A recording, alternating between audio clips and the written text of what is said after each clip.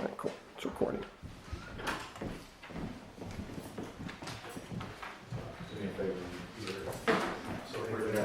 I still have other meetings. It's recording. So I don't think you really need me here. I don't think you just want to hang out. I'd love to, but if you want me to get this up. Picking up the sound. So how are you? They're in the shot. They're in the shot. Cool. Live? Camera. Okay, we're recording? Yeah, that's just enough.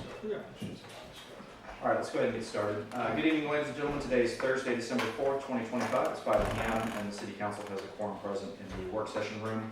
Our first order of business tonight is citizens input. At this time, comments will be taken from the audience on any topic. No action can be taken by the council during citizens input. There is no one in the room with us, so I don't think we have any public comment this evening. Debbie, anything received online? No. Okay. All right, then we'll move on to our work session, item 3A, conduct interviews of boards and commissions applicant. Our first applicant is Laura Weiss, and she is attending online. virtually. Laura, can you hear us? She says she's at a restaurant. There she is. There she is. Laura, can you hear us? Yes. Okay. All right, perfect. Good evening. Thank you for joining us virtually from wherever you are. We appreciate you being here. I do want to just mention, before we get started, this is a public meeting and it's being recorded and will be available online, so keep that in mind. And with that, let's go ahead and get started. So we have received a copy of your application. Appreciate that. And appreciate your applying again to serve on the Planning and Zoning Commission. So if you could just talk to us about your motivation to continue serving and what the Planning and Zoning Commission means to you. Sure. I wanted to continue another term because I feel like I've learned a lot and I want to continue to try to contribute to my hometown, or not my hometown, my new town. I've been here 4 years, I guess. And so I've contributed and learned, and I've been making an effort to learn more that I feel like could contribute more in the next term. Learn from my fellow commissioners that have been on the commission and involved with the city for many, many decades, in fact. So I look to their wisdom sometimes on just the historical perspective of Rowlett, which has taught me a lot. All right, thank you. So in your first term, your attendance has been a little bit inconsistent. Are you able to commit to attending all of the meetings going forward? Wouldn't say maybe all the meetings, but yes, I am aware that I've been a little inconsistent, and I've been making the commitment to be more consistent going forward. I think that continuity is important on the commission. Absolutely, thank you. Council, what other questions do you have? We only have about 10 minutes for each of our interviews, so we have to move kind of quickly.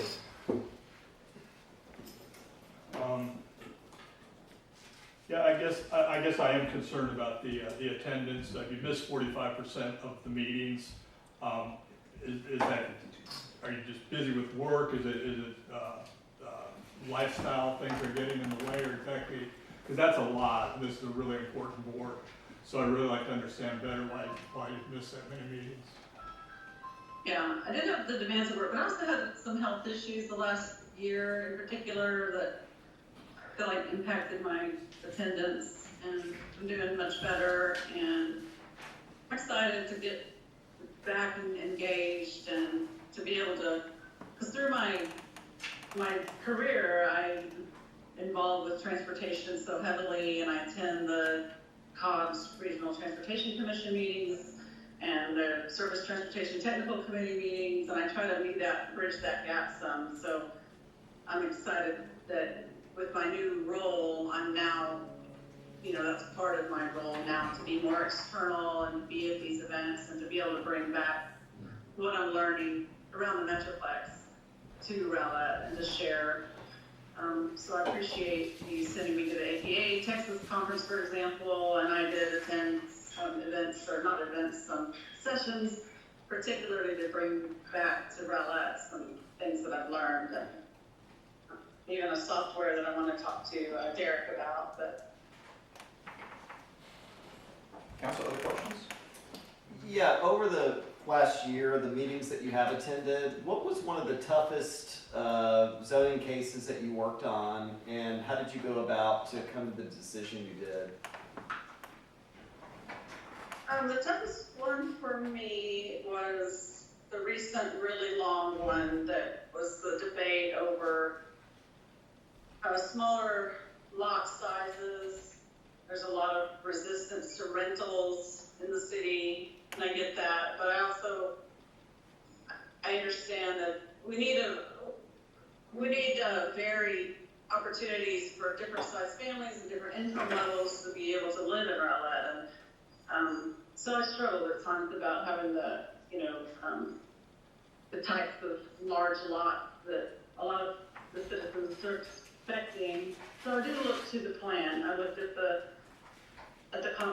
plan that is in place and try to stick pretty close to that. But I understand with economic dynamics, we may not be able to have developers come in and make a profit or be able to even do a development with as few lots as we would really prefer.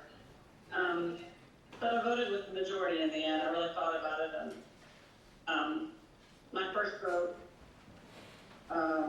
was for a development, and then we tabled it, came back, spent a lot longer, thought about it in the interim, thought about it, and went with the majority, and finally said no.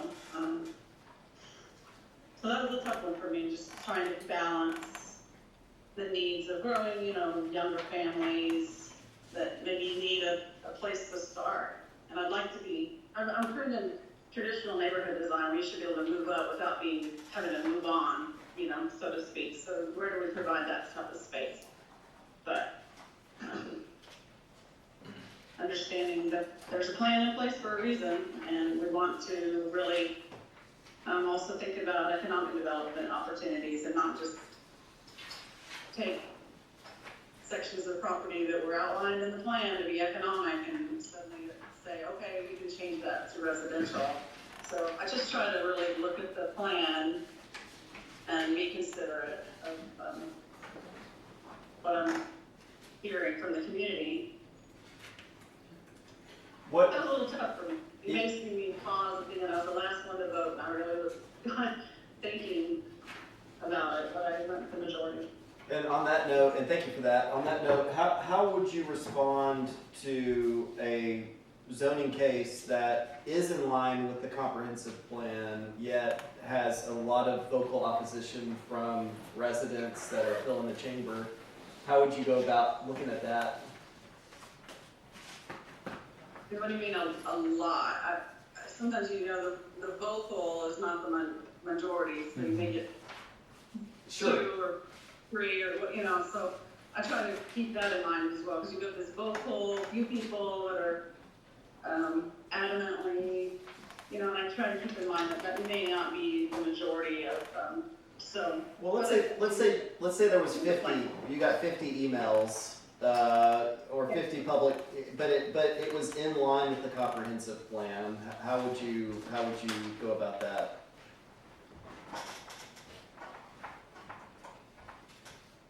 Tough one. I have to, everyone is unique, but I guess I've had a tendency to go with the plan if it had that much. That kind of feedback would be unusual, and I'd be probably have to really think hard about it. I might go with the sentiment that we were receiving. That's a high number, 50. Sure. Okay. Thanks. All right, thanks, Laura. We have time for about one more question. Okay, I'll get it. Hello, Laura. You mentioned about your contribution that you've given in the past with the board. What do you think is your strongest attribute that you bring from your nice background you have? What do you pull from when you're there, from your background and your education and stuff? What do you use the most about? Really, yeah, my focus is planning. I'm the planning lead for Texas for transportation. So transportation is my focus, but I also do a lot of work with land use planning and how transportation, land use, economics, and the environment, the social and environmental impacts, and all of those components work together and are balanced. So I am a civil engineer, but my entire focus is on planning, from the City of Fort Worth Master Transportation Plan to large statewide plans to quarter plans that are roadway focused. But all of those need multidiscipline approaches. Okay, thank you. And okay. That's good. All right, thanks, Laura. We're at time. Do you have any last questions for us before we conclude? No, I appreciate you being accommodating with my schedule. Thank you. Absolutely. Thank you so much. Have a great rest of the day. You too. Bye. Bye-bye. Go on. All right, our next applicant will be Gavin Schultz, Come on in. also for planning and zoning. Nice to meet you. Go ahead, have a seat over here. Gavin, thank you for coming in today. So before we get started, I do want to mention this is a public meeting, open to the public and also recorded, and will be available online after we're finished today. So just a heads up on that. We've obviously got a copy of your application, so thank you for completing that. Tell us about your motivation to serve beyond what's in your application. Well, I've been in Rowlett now for about 35, 40 years now. Basically, all my kids went to high school and grew up here. And but I came back and I worked for Bowden Concrete Company now, running operations there. But prior to that, 22 years, I was with Osborne Contractors, which is probably one of the largest commercial concrete contractors in the state. And I was with their mobile plant division, moved around from Oklahoma, built major projects all over. And I left them in 2020 and came to Bowden. And basically, I got a little more time on my hands, and I would like to see the city go right, in the right direction on a lot of things. Okay. How did you hear about this opportunity? I mean, you've been here a long time. Well, I keep up with the meetings, Sure. stuff, and I get all the emails and such. Okay. All right, good deal. Just trying to figure out how we're getting in touch with people. It's always good to know that. Council, what questions do you have? I'll start. Thanks to Gavin for applying, and you've been here a long time. I guess maybe it's a two-part question. Do you have a good fundamental understanding of what planning and zoning does? Yes, sir. Okay. And what do you've seen a lot of growth here, living here as long as you have. What do you see some of the challenges we have with development? I know we need to get enough out of the land here that we have left to generate, money that we need for taxes and such, but still like to see a good place for the families to grow, the communities to, have a good place to live. The parks and, I was out in California for a while, back in the early 80s, 70s, and I seen a lot of stuff that happened out there. I hate to see a lot of it happen here. I just like, this is my hometown now. And Appreciate that. I have two questions. Thanks for being here. I'm Jonathan, by the way. Nice to Nice meet to you. meet you, Jonathan. I saw you the way walking in. First of all, the meetings are every other Tuesday, correct? So twice a month. Would you be willing to attend every meeting? Absolutely. Okay, great.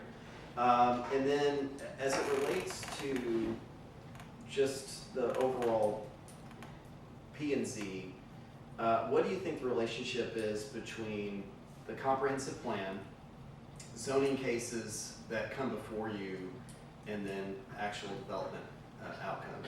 Just have to take a day, one by, each one individually, kind of look at them and logically figure out what we're gonna do. I mean, that's the way I would look at it. I mean, everything's gonna be different on planning, isn't it? On each development.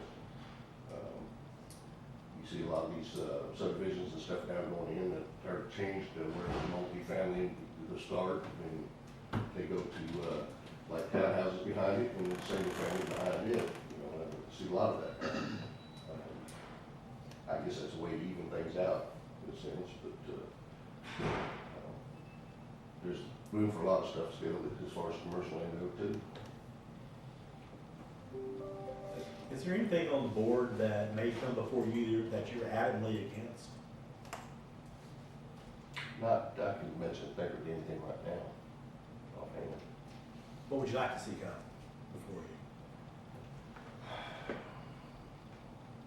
Like to see our streets get improved for one. Right offhand, I just have to say, like I said, take it case by case. I'm gonna do, I'll I've seen a lot of things grow, since I've been here, and before the Walmart was even here.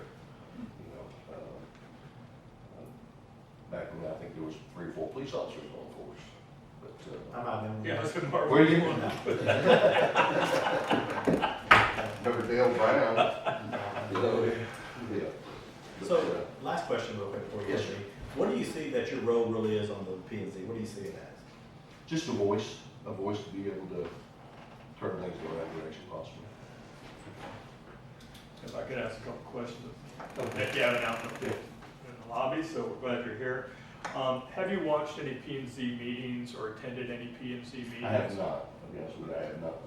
Okay, so I guess the second part of that question might be a little more difficult in what you think the time commitment to preparing for a P and Z case coming before you. As far as my getting ready for it, You personally, I think it depends on what kind of size of the project they're talking about. I mean, it would take some research, probably a good week or two at least to look at some things.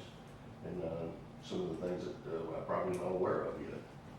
You'll get 5 days. Is that right? yes, Possibly. yeah. Is that right? 5 days to decide. Well, you get a packet. Yeah. You'll get a packet that will discuss what's coming before you, and then it's up to you to, That would be enough time, I think. that's all I Kevin, I got a question for you. When you think about decision making, in your process of making any decision, what is the most important thing to you? The right outcome. So how do you determine the right outcome? Consciously, I mean, just basically logically trying to figure it. Okay, and would you say you derive the right outcome from going with the majority or like your own thought? A lot of times I have problems going with my own opinion. I mean, now, the majority's not always right. You have to at least put some logic to it. Thank you.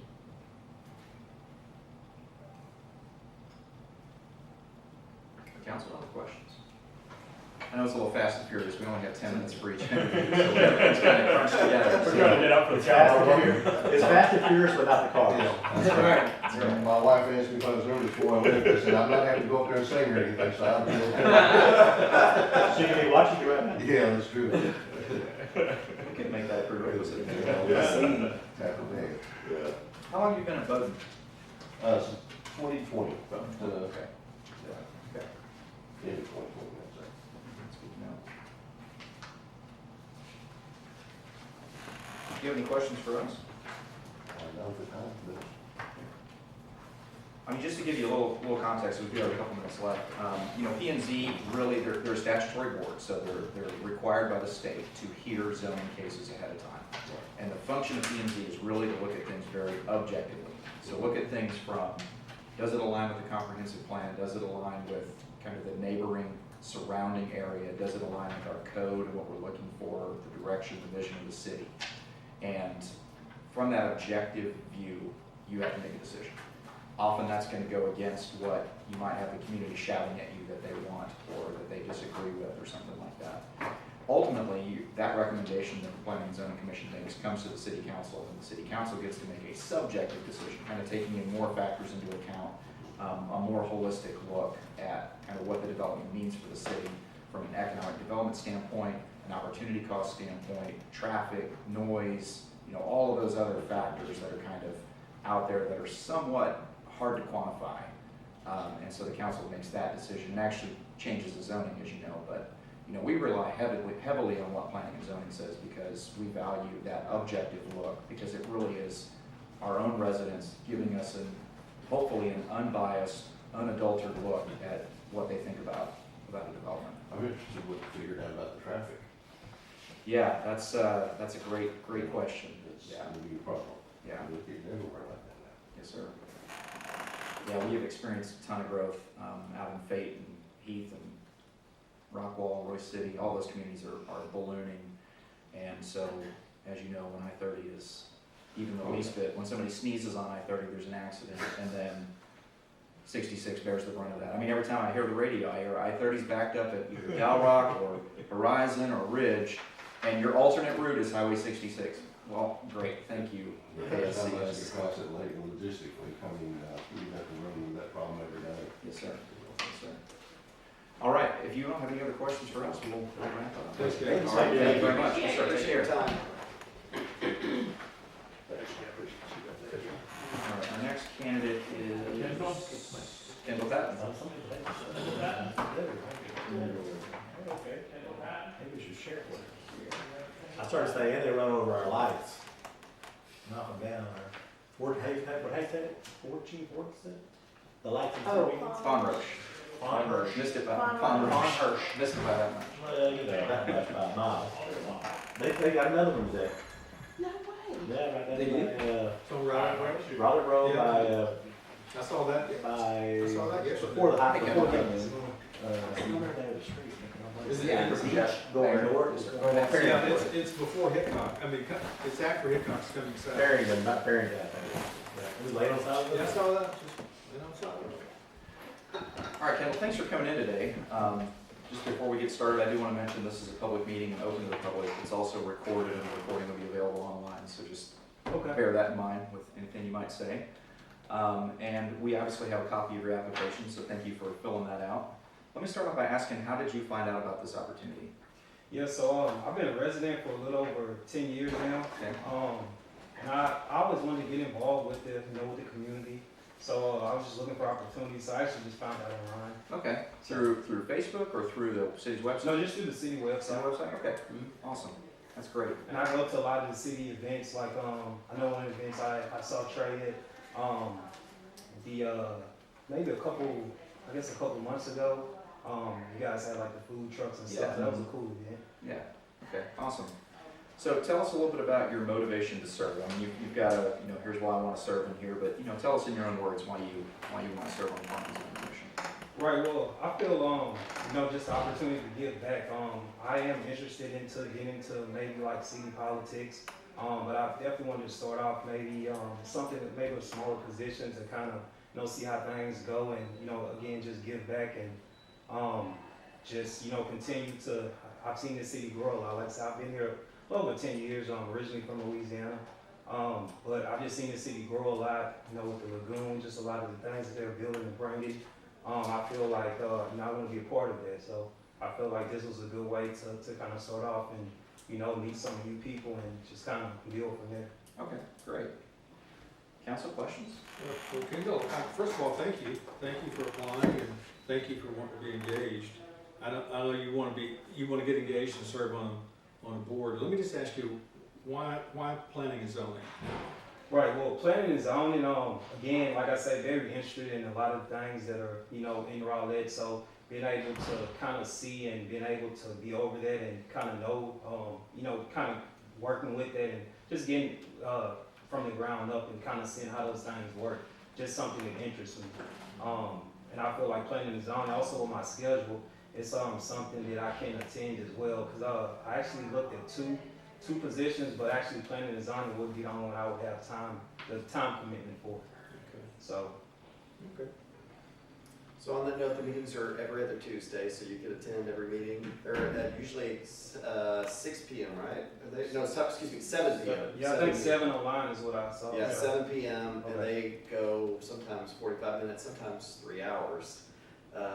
And then there's some time commitment to be prepared for the meeting. You get a packet, and then you have to read through and kind of know what's going on with that.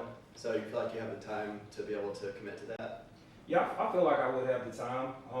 Like I said, I already kind of went through online and kind of saw, like you said, the time commitments. I know, I think the monthly meetings and, like you said, the additional. So yeah, I think that's something I can, definitely have time for. And you said on Tuesdays, I believe. Yeah, It's every other Tuesday. Every other Tuesday. Second, fourth. Yeah. Yeah, I normally I have my gym days, but Tuesdays are non-gym days, so that definitely works. So yeah. Well, at times it can feel like a part-time job that you're not paid for. So. Yeah, have you gone online or have you attended any PNC meetings? I haven't got a chance to attend. Like I said, I've been online, but I haven't. I've read through some of the packages, some of the meeting minutes, just kind of see what you guys talk about. But I haven't actually attended an actual meeting. What, just in your words, how would you describe what P&Z does? In my words, planning and zoning, I guess as far as planning, being able to determine what new, things or items that may be coming, I guess not necessarily coming to the city, but just planning, planning out for what may be coming. But for zoning, being able to determine like if something is zoned correctly, zoned incorrectly, just understanding like different scenarios within that, I would say. But just definitely more on the zoning side, just understanding different zones, like this may go here, may not go there. I know, I may do a little bit more research into that, but I understand the basics of it. And then, Kendall, question for me, as far as like your experience through the Assembly application, what do you feel like would be your best broad attribute to the Planning and Zoning Commission from your experience? Right. Well, I definitely say being organized, but from my experience, just being able to read through something and determine, the best solution, being able to come up with good solutions and, work with people and being able to, work with all of you guys as well. I would assume that role would entail some of that as well. So just being able to, work across lines and being able to get things done. Do you see something that would probably come across with P and Z that you'd be adamantly against if they were trying to come to Rowlett? I wouldn't say that. I mean, I wouldn't really want to put like my personal feelings in it. I would want to look from what's best for the city as a whole. It's bigger than me. It's a whole city, so I would always want to look what's best for the city as a whole. What can make the city of Rowlett better. Good answer. What do you see your role as on P and Z when you're there? Do you think that you're maybe a leader in it, or are you going to be a learner on it? Well, of course, coming in, I would say maybe, learning. I mean, coming into something, you definitely want to, understand the ins and outs. But I would definitely say, within, reasonable time, I would definitely want to take the lead. And like I say, maybe look into other things as well within the city. So definitely moving to lead. Okay. That's all for me. Yeah, I'm looking at your application here. I noticed you did attend the Citizens Police Academy. Yeah, when I first kind of moved to the city, I forgot about that, but yeah, I did that. I'm just kind of curious, I mean, you picked that one, we had other choices. Is it just because that had more interest to you, or you were thinking of going into law enforcement, or just I'm kind of curious what might have been? I was really interested in law enforcement like a long, long time ago. Right. But yeah, it did kind of catch my interest, and that's why I chose that one. Okay, but you have not served on any other boards or commissions within the city up to this point? No. Okay. Well, I do have one more question, and it could get a yes vote for me. Did you get tased? No, I didn't get tased. I definitely would not want to get tased. So no, I didn't. So it's all about the taste. Okay. Taser, taser, I don't taser. blame you. I wouldn't sign for that. Well, the muscle mass, it hurts a lot more, so. Oh, well, yeah, I'm good. I'm gonna tase you, bro. Council, other questions? Kel, do you have any questions for us?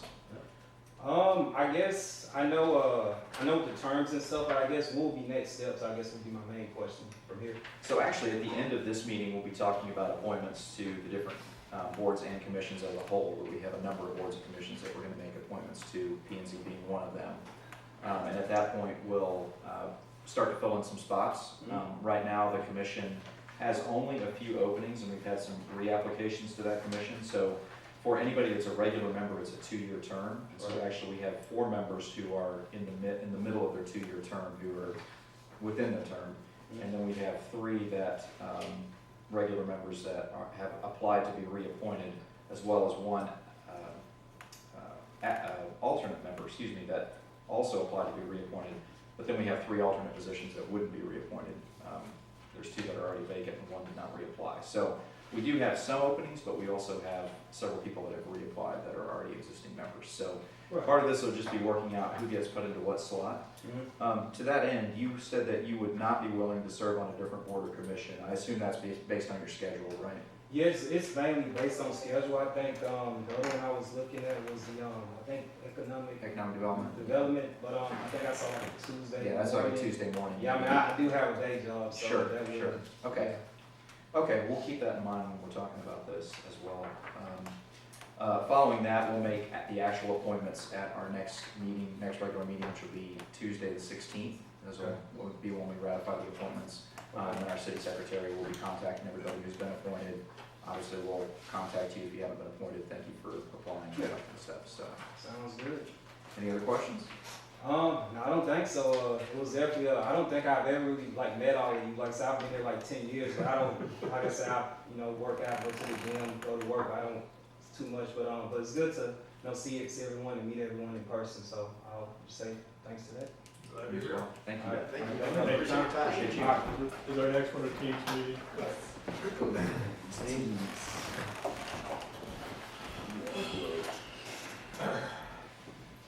Staying on time. I'm trying, man. Well, good job. Back to back, 10-minute There's blocks. staff. Doing good, we're on time. Yeah, we're doing good. Good job. Every applicant's different, and some applicants will talk for 10 minutes straight, and you won't have a bit of Yeah. time for questions, Yeah. so we haven't run into that just yet.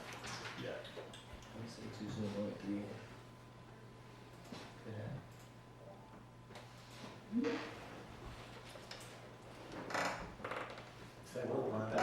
Where is that? West Texas, I know that. It's not Sweetwater? Well, she was here, did she get this I'm one? just gonna talk with my hand, because apparently. You knew that you're not on camera, that's why Put you your hand in my can't face and you talk. There we go. Wonk, wonk, wonk.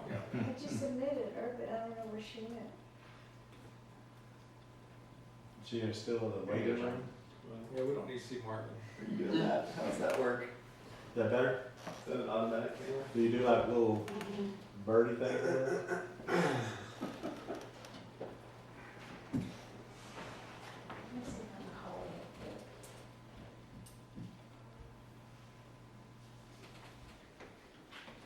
Product placement here. Wow, we're gonna get sponsored. Hi, are you still on Teams?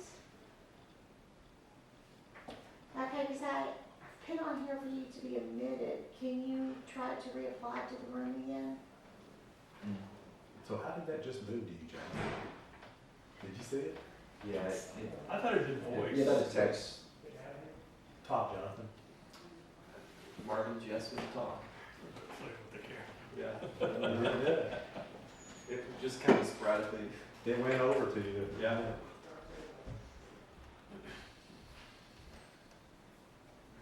Yes, I picked up and hit allow and then it didn't do anything.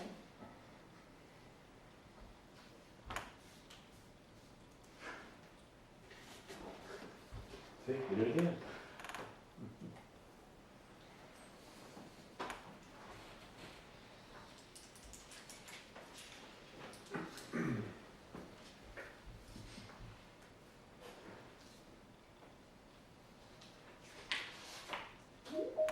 No. Okay. You're in. Okay, thank you. All right. Leanne, can you hear us? If you're talking, we cannot hear you or see you.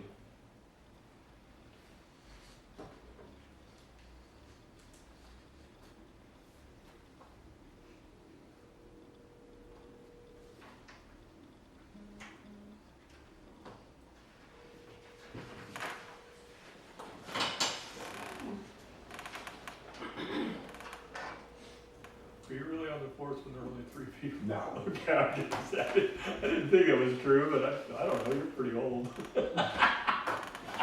Listen here, LBJ. Maybe David Lee. Isn't that right, Jonathan? I said, listen here, LBJ. Actually, it's Cruz that's the oldest, who's been here the longest, he was here in '86. Still here. Cruz Fernandez. Cruz, Cruz. Cuz. Cuz. That's right. Cuz.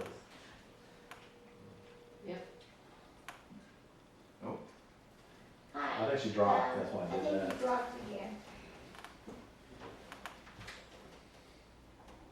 Yeah, he was here, he said he started in '86. Right, It yeah, is. we couldn't hear you or see you.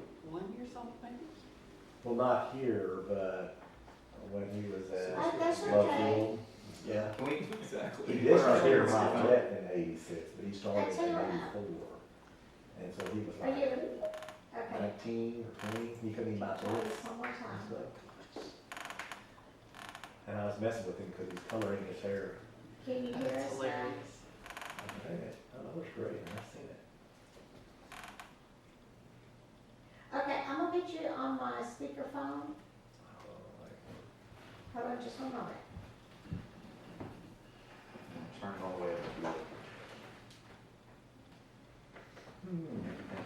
Leanne, can you hear us? Hello? Hello, can you hear us? Yes, I can hear you. Okay, am I clear or do I sound really far away? You sound pretty far away. Okay, how about we pass the phone around and we'll do our best to make this work. Okay. All right, so now hopefully I sound closer because I'm holding the phone. You do. Okay, awesome. All right, so welcome, thank you. Sorry we're having trouble with the technology, but we're going to make this work one way or another. So I do want to mention, first of all, this is a public meeting and it's being recorded and will be available online, although I'm not sure anybody will be able to hear you very clearly through the phone, but just so you know. And we obviously have your application here as well, so why don't you start off in your own words, just kind of talking to us about your motivation to serve on the Planning and Zoning Commission. Okay. So my motivation, first let me just be clear, I have taken 10 pounds of cold medicine, so I might be out of it. But I am, my motivation to serve is I just really feel like I need to be more involved in the community, and that involvement is, is what I would like it to be, is planning and zoning. I have a background in real estate, and feel like I can help serve in that capacity with the knowledge that I bring in with that field. All right, thank you. And I know you've been involved in the community for a long time, but I'm assuming you heard about this opportunity just from the city's website, right? Yes, yeah, that's correct. Yeah, and I always had intention of trying to get out and serve on a board, and I'm the worst about remembering to get on there and click around. By the time I get around to it, it's already said and done and over with on which commissions to sign up for. But I have served before as a alternate on the Arts and Humanities board. I don't remember the year that was. It was a while back. Got it. So I know one thing that our council members have been asking is the time commitment, and so we have meetings every second and fourth Tuesday. Would you be available to attend all the meetings throughout the year based on that schedule and participate in the preparation that's necessary to be prepared when you come to those meetings? Yes, sir, I will. What other questions did you ask? Go ahead, Mike. I'm trying to remember. Okay, well, anybody else? Go ahead. Yeah, hi, Leanne, this is Mike Shu. Just real quick, have you watched online or attended any P&Z meetings in the past? Here and there, not regularly, but yes, I have. Just in your own words, what would you describe the duties of a P&Z board member? In my own words, oh gosh, I mean, I would assume that this is the, the responsibilities of making sure, what's coming into the city and,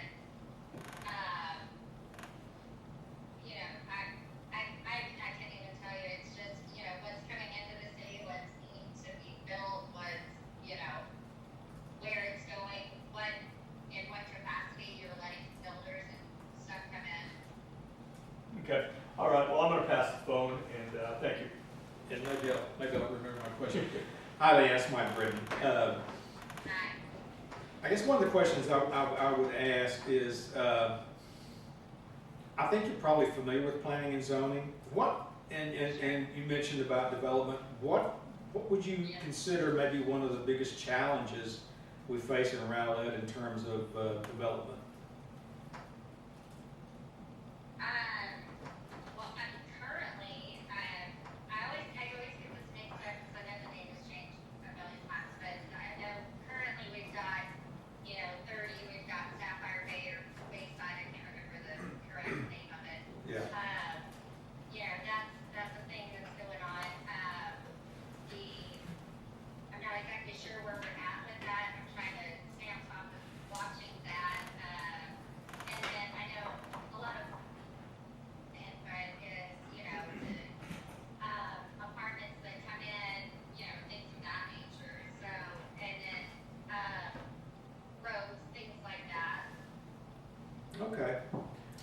appreciate it.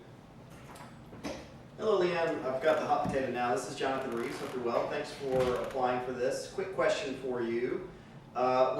When reviewing a zoning change request, what do you think the top factors would be that you would consider before you approved or denied a zoning change? Can you repeat that one more time? Sure. When reviewing a zoning change request comes across your desk, what are the top factors that you would consider before you would give an approval or a denial?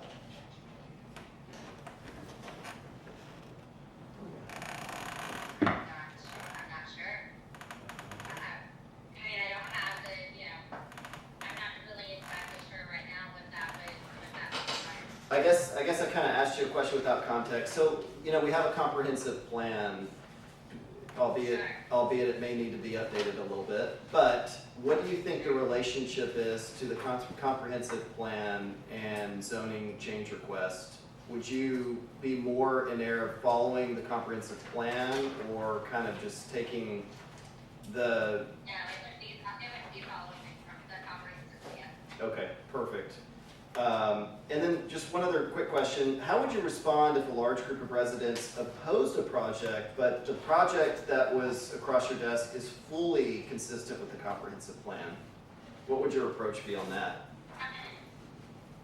I think as far as the community is concerned, I think that you have to take that with a grain of salt. You have to be cautious of how you respond to the community. I think it's important to have community input and listen to them. But on the same hand, I think it's very important that we, as planning and zoning and with you guys, the city council, it's more important to make sure that the big picture is being, recognized and that everybody is, that the city is growing like it should. Perfect. Okay, thank you. Anybody else? Thank you for answering me. We're walking you to the next council member. Okay, I'm so sorry, you guys. Hey, how you doing? It's Marvin Gibbs. Hi, how are you? Good. So my question is that when you get your packet, typically 5 days out, and you see something on there, what is one thing that you would see on there that you would just say, absolutely not? Are you asking me if there is something I'd say absolutely not to? Yes, ma'am. I can answer that because I don't know. And I know I guess that's a no because I'm not going to know until I have something in front of me. Okay. Good answer. Last thing, how do you see your role on the board? How do you see yourself on it? As a team member, coming to a conclusion for the future of Rowlett. Okay. Passing you back to the mayor. Thank you. All right, council, any other questions you want to share? Leanne, do you have any questions for us?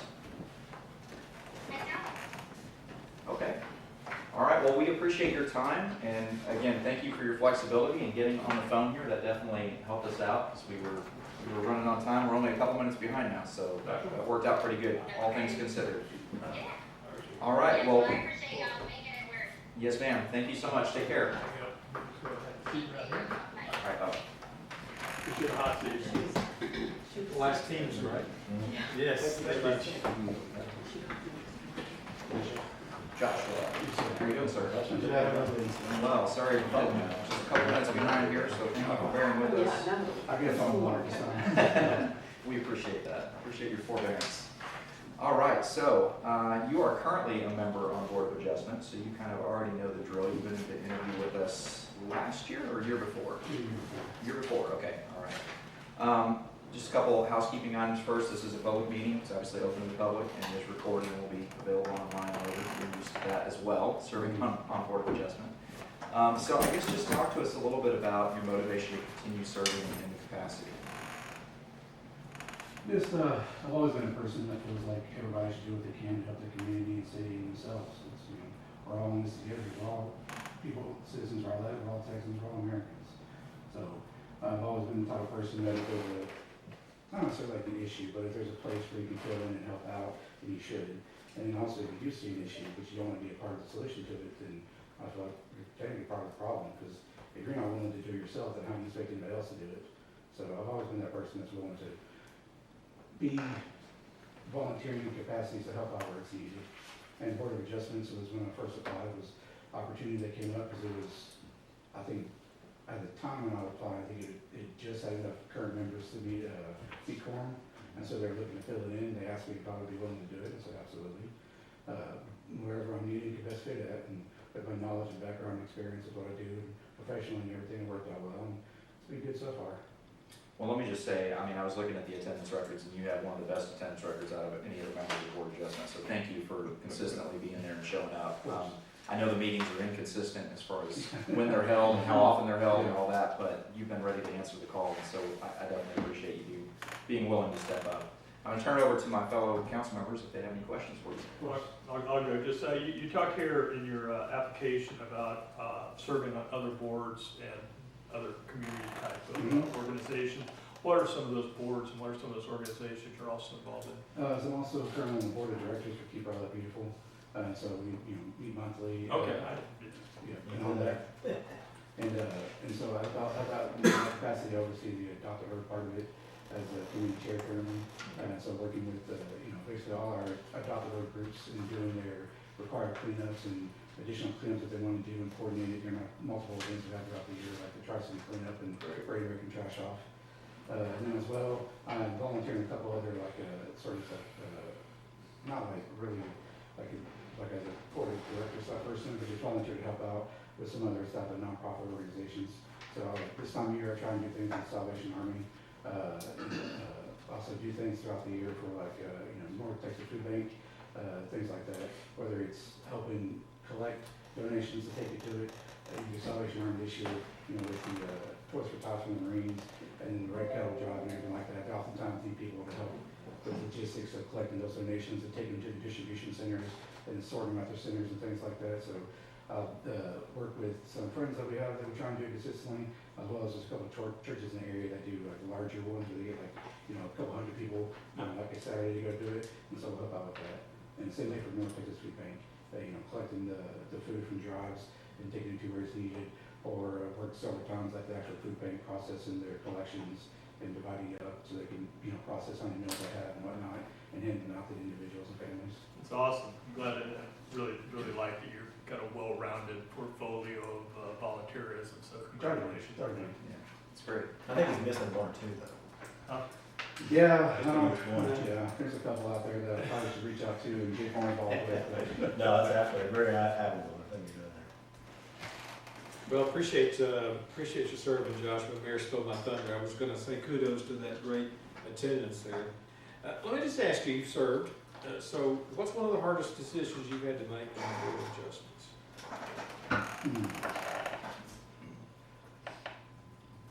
Hardest decisions, honestly, I think going through, there's not too many that are truly hard, but there's definitely ones that I come across where it's sort of a friction on what's the best course of action to do versus what the public input is and the involvement of what they think should happen. A big one was the AT&T cell tower over there off Shady going in, where basically for over a decade the tower's been gone because of gone in the tornado when it was on top of the water tower. And so they've had 2 mobile cell sites out there for a decade now. And anytime you go in that area with the service, you can be able to tell on your phone, you can see signal kind of drops, and there's been times I've been on calls out in that area because I live on that part of the city where literally the call just drops in the middle of it because of the cell service. And so when this came across and trying to get what would be the best design fit the location of where they had, it was just weighing the options of what they were providing versus what the code allows and what we wanted for like setbacks and everything like that, because they built it right next to a trailer park, right next to a city property. And the original design they brought us was for a tower that they're safety related, so they collapse and wind things, they're completely falling over and laying 60 feet on the ground, just like 30 feet. But what they're proposing would put it over the setbacks in the adjacent properties, work with them on coming back with a better design that either kept it within the setback, or ultimately it came about that they couldn't really get anything that would work for what they needed that could sit within the setback that fell, but would only fall like 5 feet over the line into the city property on that setback side, and on the other side of the trailer parks, it would just fall into empty land that the homeowner not the owner, the property owner had no homes or anything set on. And so ultimately we came to the best decision of, if we can keep it like this and, adjust some other things so it can go to like, planning and zoning, we make sure it meets all their needs, that this is the best fit to provide a needed service for the city while still, coming to the best conclusion for what they actually want to keep within the city code and whatnot. Appreciate it. Mr. Reeves? No? No questions. Mr. Gibbs? No. We're good. Ms. Bowers? Mr. Bowers? No questions? Appreciate your Wow. service. Yeah, thank you. Thank you. Yeah, do you have any questions for us? No, I mean, nothing pertaining like to this. Okay. Lots of other questions, huh? We appreciate that. We're rolling everybody through here quick, so thank you. I don't appreciate it. Thank you for your service. We'll be in touch. For all your questions, email Mike Britton at Rowlett. M. Britton at Rowlett. Now we're only 1 minute behind. Very good, Mark, how are So- you? Come on in. I knew that I was See you not over there. there. Hey, Mark, how are you? Hey, how you doing, everybody? Thanks for coming. Hey, Mark. You bet. All right, so a couple of housekeeping items first. Just want to let you know this is a public meeting. It's obviously open to the public and recorded and will be available online afterward. So keep that in mind when you make your remarks. And with that, I think I probably know the answer to this, but I'm curious how you heard about this opportunity to serve on the board of commission. Just being active, just being active. Kind of or- suspected that Like, might or, be the case. checking it online. Yeah, you've been at a few of our meetings. I think, so. Yeah. Some of them, So we obviously have your application, we've read through it, but tell us in your own words here, what is your motivation to serve on planning and zoning? I, moved here, to Rowlett, almost 2 years ago, and I just see the real potential of it, what it could be. And, I served for the last, 9 months or so, in the, retired Rowlett. So I'd love to see that play out and come to, fruition, and I just going, this is my new home, and I've actually, I fell in love with it, and I just wanted to see, I wanted to live up, to be a better place and live up to this potential. Awesome, thank you. So you mentioned something there about the potential of what planning and zoning could be. Talk to us about, are there, I don't want to get too much into individual cases, but just generally speaking, have you had some disagreement with some of the cases that have been decided, and where do you think? Not really. Okay. I mean, nothing that, Okay. says, yeah, no way, we should have Right. done it, that kind of thing. Yeah, you just want to make sure it's at its highest When potential. you're up there, you just gotta go with your best call and make the best judgment of the evidence and what you have in front of you, and you just gotta go with what, with your gut, really. Awesome, all right. Yeah. I'm going to turn it over to my colleagues if they have questions for you. Yeah, I'll go. I'm also on the board of Recode Rowlett with Mark, and he's been there since the very beginning. Maybe if you want to share with the folks here who may not be as aware of what we're doing and how that fits into, maybe preparing you for being on a P&Z board. Sure. Prior to that, I really hadn't had much, in the development, realm of, other than municipal government, just because where I'm from, Lakewood, California, there wasn't that much going on. I mean, it was fully developed, not much. But I think, but I really see, for what I've, I learned a lot, obviously, pretty much every meeting I learned something new and take away from it. And I just see it, I think, simplifying, what I've been, is a much, much more complicated zoning structure that's in place now. We're very much going to simplify it. So I think it'd be, I think we'll definitely open up the doors and, give the governing body, you guys, and even lower at the planning and zoning level, just more options, just more, kind of, a little more, you can like thread the needle a little bit more, I would say, to what we, again, pass on up to, up to the governing body, so. Hey, Mark, thanks Hey, for yeah. applying. Absolutely. It's got a two-part question here. Have you seen or attended any of the P&Z meetings? A couple of them, Okay. and I've seen a couple online. Okay, Yeah. so, and I think I know the answer to this because I see you everywhere. Yeah. They meet second and fourth Tuesdays of every month, 7 o'clock. You got the bandwidth to make those meetings, to be Of course. consistent, and in addition, you'll get your material about 5 days ahead, have the bandwidth to be able to dig into it, do the research. Absolutely. One of the best, one of the reasons, and I even do it now, I'm not even, on P&Z or, city council, or just, I kind of go through the agendas and to really learn the city more, like where everything is. Oh, they're not talking about this. I actually go there. And just to get, just to know where it is, really, and to learn the city. So I'm kind of, so I already kind of doing the prep work, I appreciate it. yeah. So as part of Recode, we're both in that together. We're learning a lot. We're also going to be kind of mapping different zoning areas of the city, and I'm assuming that will eventually find its way to an updated comprehensive plan.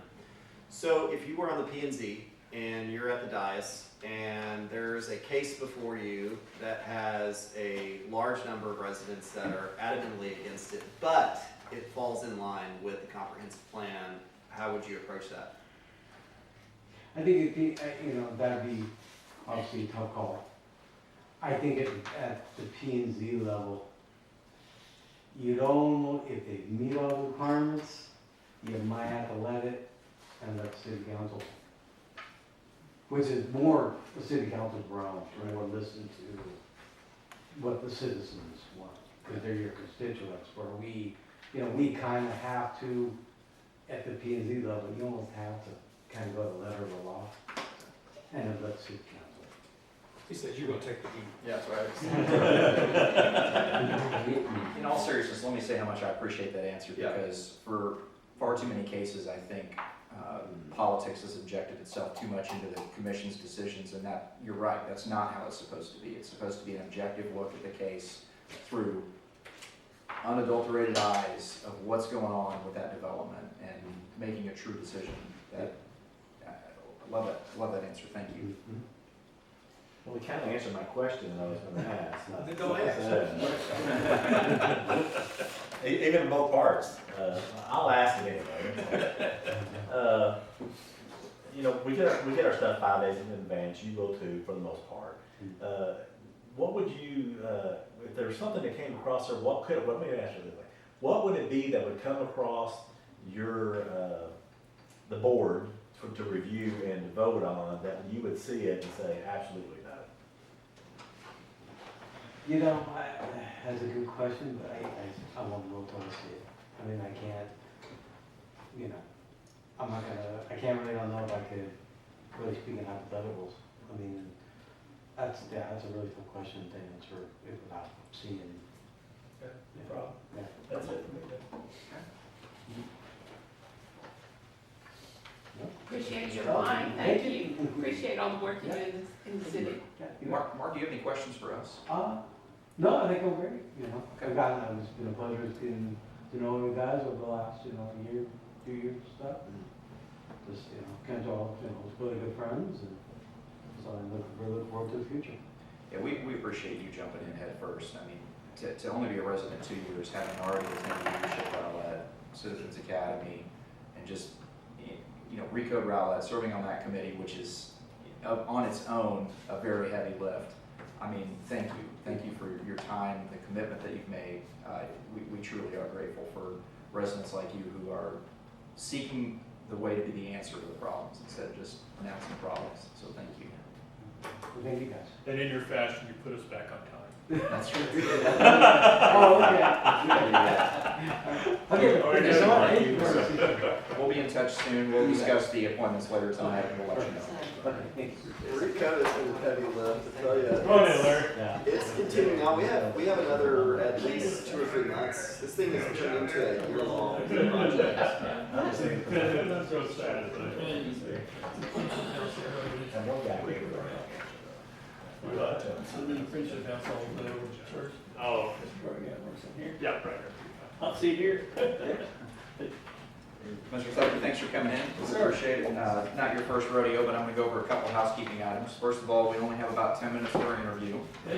Second thing is, this is a public meeting. It's open to guests and visitors, as well as being recorded, and it'll be available online, which I know you're used to having served on the commission. And so with that, just to kind of get started, why don't you tell us in your own words why you are motivated to continue serving on planning and zoning? Well, I've learned a lot in the last 3 years. You know, I mean, I came in with a lot of ideas and I want to serve the city.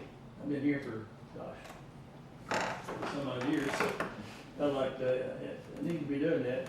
But I've learned a lot about the laws, and so I think that's an education that can be continued on. You know, it's a valuable education. And so I think I need to continue doing that.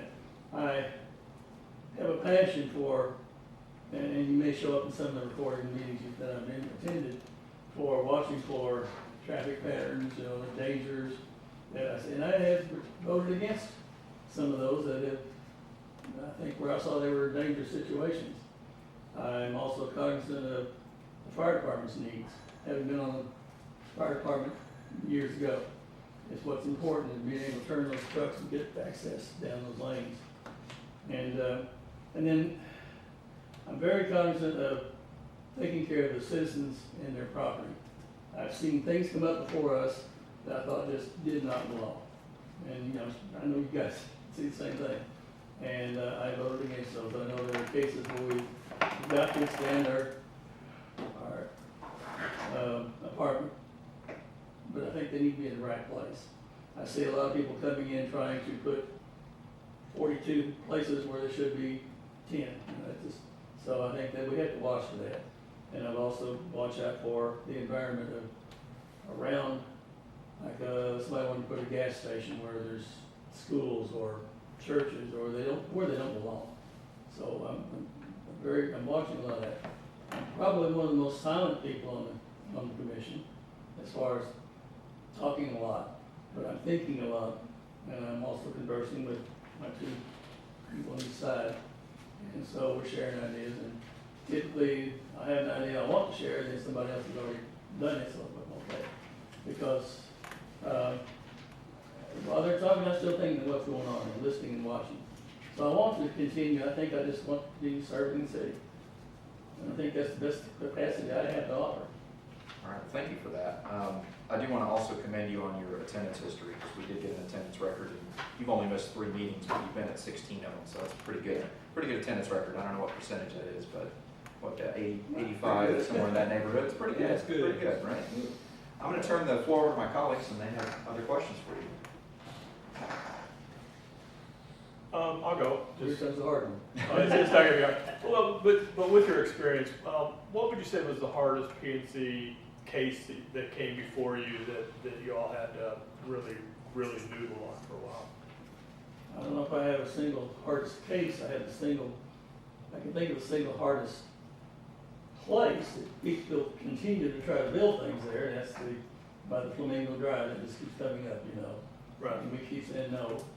And then I think the hardest, oh gosh, over 3 years. You know, no one case that I think of comes to mind as being convenient for the hardest one. The decision, I did abstain on a couple, yes. I can't even think back to it. The one I can think of, I can't think what it was, but it's been quite a while. I know I thought, I don't have an opinion of this, and I need to stay out of it. So I did not vote, but I wasn't sure. And I don't remember what it was. There's been some cases where I think the apartments in the wrong places have been hard ones for me.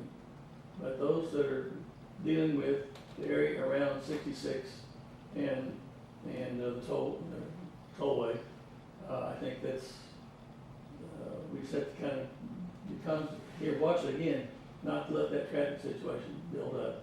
And I see it happening more and more and more, and they just keep trying to build stuff. And I think we have lots of public land, we have lots of land in this city that people could build on. If they would just go look at it.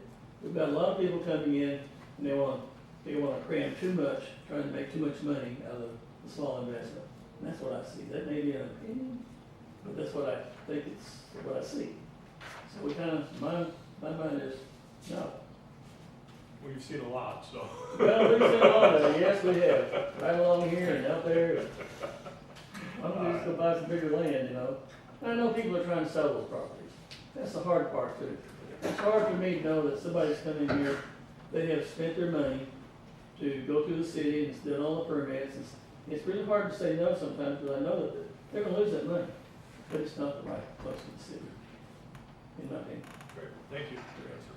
Well, Larry, I don't really have any questions, but I just want to thank you. Thank you for serving. Thank you for your attendance. I appreciate your comments on preserving property rights and the safety issues, and so I just appreciate that, and just wanted to form that. So Larry, tell me, you've served on planning and zoning now for a few years. We also have another board that we're interviewing for tonight, and we're having a harder time finding individuals to serve on that board, and that's the Board of Adjustment. Are you familiar with the Board of Adjustment? Somewhat. Okay. I understand we make a decision and you make a decision and those people can still come back to. Final arbitration. That's right. Yeah, okay, that's what I think that understand. So, secondary to this, yes, I think that might be a spot for me. Okay. Because I think I've got a lot of justification in my mind that, it's the way the evidence is. I'm an attorney or anything, but. Yeah. But I can be objective. I mean, I definitely appreciate what you're saying, like Ms. Britt said. The one thing about planning and zoning is it is really designed to be very objective in nature. It's Yes. really designed to be, does it meet the code? Does it meet the Right. comprehensive plan? Does it align with neighboring properties? Traffic patterns are certainly a part of that equation, as are fire access and things of that nature.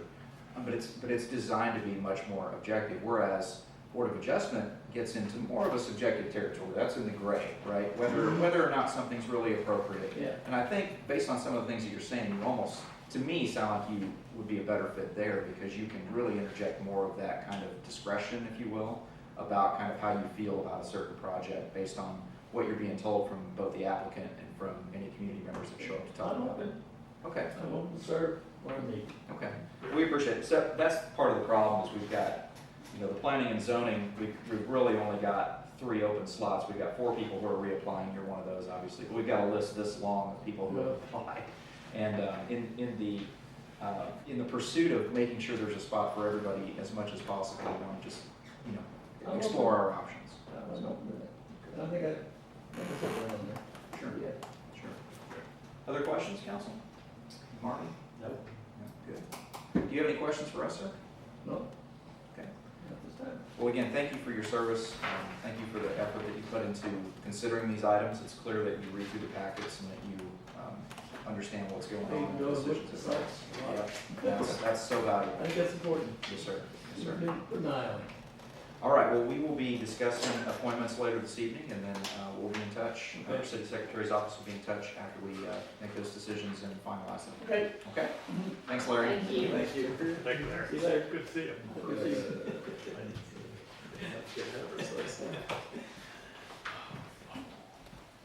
It's Lonnie out here. Well, there's Lonnie.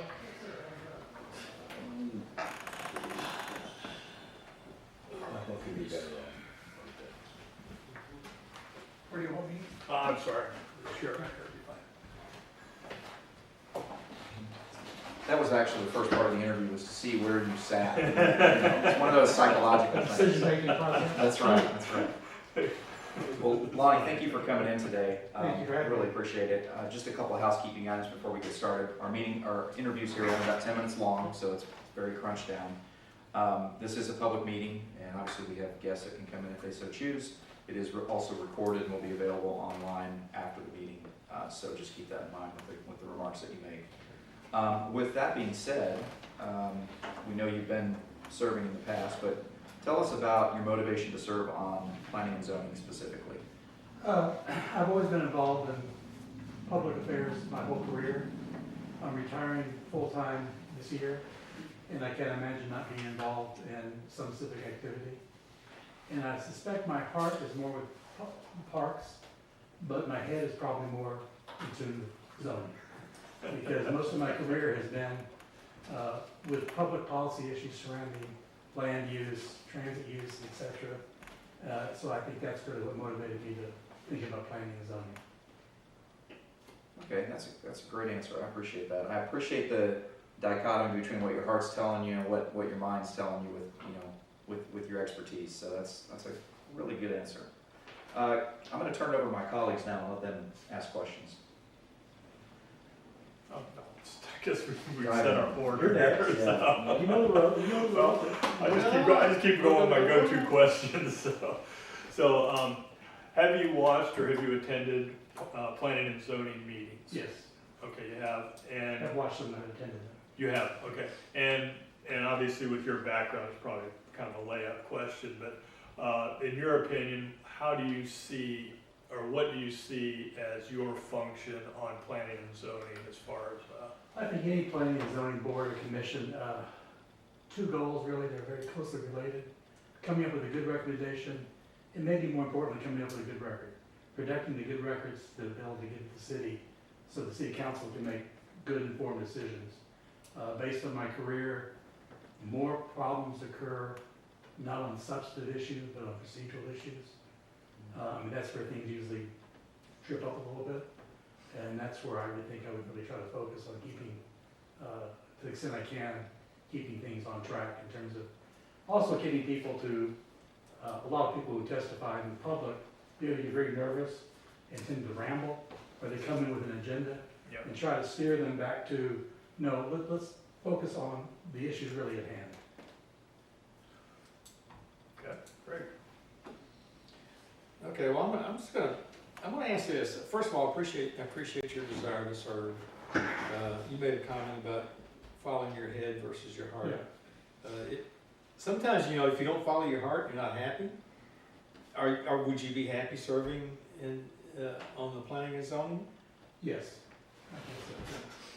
And I think you asked about, did you ask about the commitment? No, I didn't. Okay.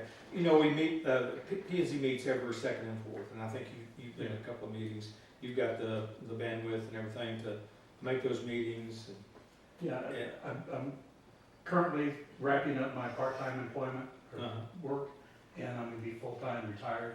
So, yeah. And that includes, you'll get probably about 5 days ahead of the meeting, you'll get the packet on what you're gonna be discussing, that you've got the time to be able to invest in the research. To look at the packet and take my dog for a walk around the neighborhood and some golf. Take the dog to the park where your heart is. And I thought only firefighters had part-time retirements. Well, I think part-time retired, or, full-time retired is called unemployed. Jonathan, you got yours? Sure, well, congrats on retiring soon, that's awesome, and I'm sure you're looking forward to that. When it comes to the P&Z Commission, what are your thoughts, or what do you think is the relationship between the city's comprehensive plan and zoning and development outcomes? The comprehensive plan really is the overall, overarching guidebook. A lot of times though, the zoning comprehensive plan doesn't really address necessarily individual items. Right. Like in my neighborhood, there's something coming up next week. They want to have a outbuilding. And our neighborhood on Weems has big lots. It's entirely appropriate, so they need SUP. That's not necessarily contemplated in the comprehensive plan or the zoning, but for me, that's almost a no-brainer. Yeah. Because everybody on that block really has a big outbuilding already. Sure. And why shouldn't the Robinsons have one also? Yeah, good answer. Second part of that, or just a follow-up to that, is how would you respond if you were at the dais and there's a large group of residents that are adamantly opposed something that comes across your desk, but that's consistent with the comprehensive plan? The important thing is always to let people know, especially in a public setting, that their views and their interests are valid, or not, if not valid, important. So we always want to make sure that you listen to them, hear them out, and give every, no more impression, but every inkling that their concerns are being listened to, and their concerns are important. Dating back to my times at the ICC, that's what we did on rail abandonments. My job was to let the citizens know your view is important. And basically, in terms of responding to an angry crowd, it's to keep your composure, keep your calm. And again, being a dart, Lord knows I've been. Now, would that have meaning? Now, would that have any impact on your decision, though, on what the crowd is saying? Would that have any final impact on your approval or denial? I think I would pay more attention to try to, like I mentioned earlier, to get further away from the emotion aspect of it and to the details of what they're talking about. Right. If they're raising legitimate concerns that really affect traffic a lot, as opposed to, no, I just don't like this is horrible, you guys are a bunch of knuckleheads, that's where you tend to sort of discount that. Thank you. Hey, is there anything that would come across P and Z that you would just be adamantly against and you say, no, there's just no way?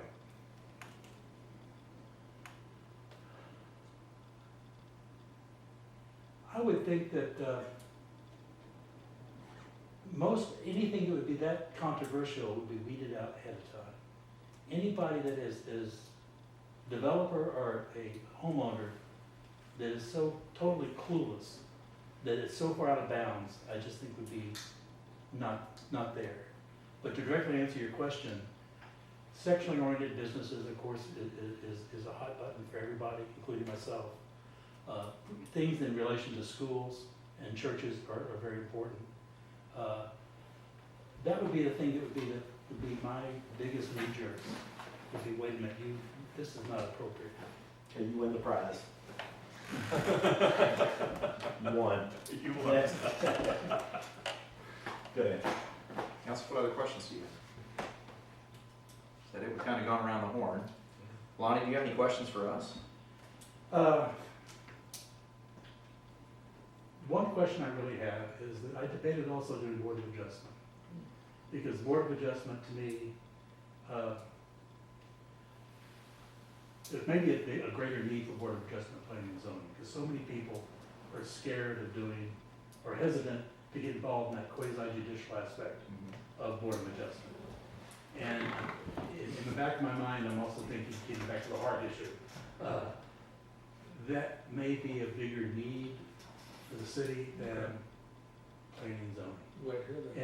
And I'm just thinking intuitively, you probably have more people seeking planning and zoning than Board of Adjustment. And you'd be okay with that? I check the box on whatever, I do whatever, because it's not what I want, it's what you guys think I can best do, or you do Grace need. So let me ask you this, because I'm now torn by what you're saying, because you are absolutely right. Having someone of your expertise and background serving on Board of Adjustment, which is quasi-judicial, would absolutely be a benefit, no doubt.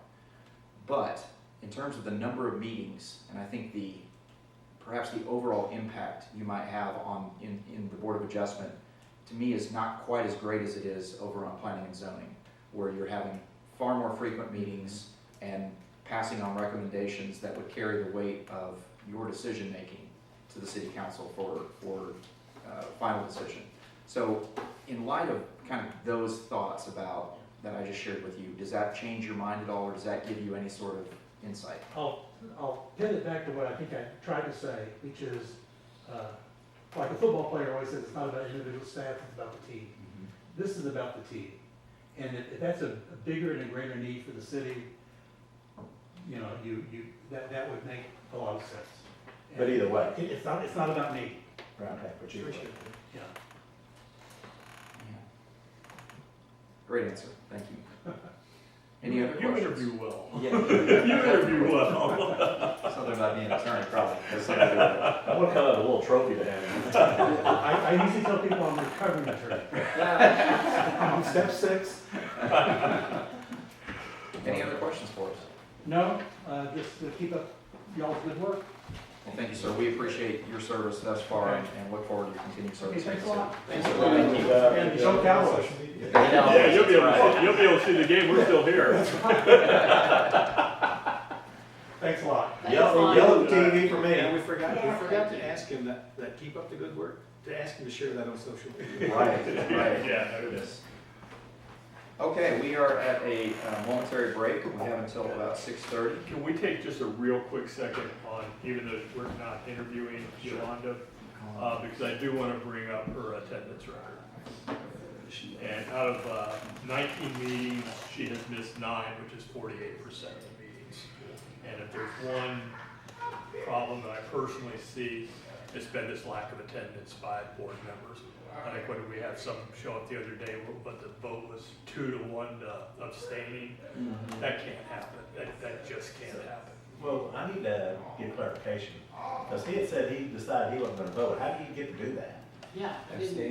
Well, I think you can I do didn't that. understand the technical part. If you don't vote, it comes out as a yes vote. Unless you I have thought it was an abstain vote, an abstain vote, you have, conflict.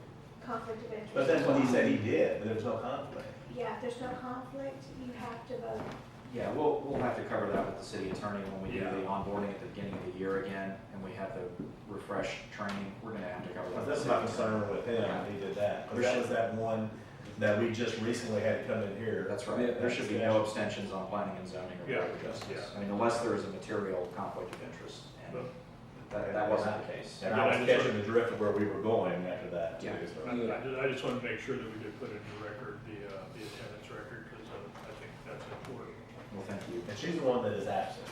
She is, she's attending a funeral, and it's unfortunate because I think Yolanda, I've watched the meetings and I've heard her comments, and I think she's incredibly bright and really does a good job at contributing to the meetings, but And reading you about have to it. be there. You have to be there to contribute, and that's your point. That's my point.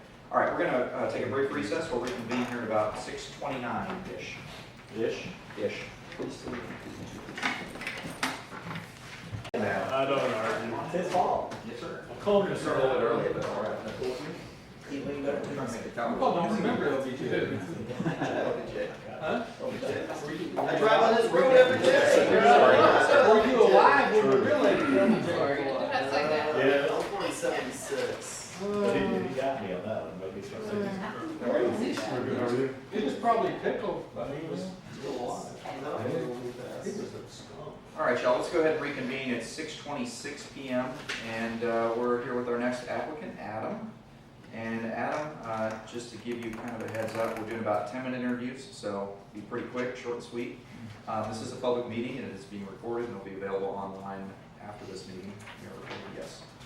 And so with that, we know you're already a member of the Board of Adjustment, so thank you for committing to that. And talk to us about your desire to continue serving in that capacity. Mayor, I do have a desire to continue.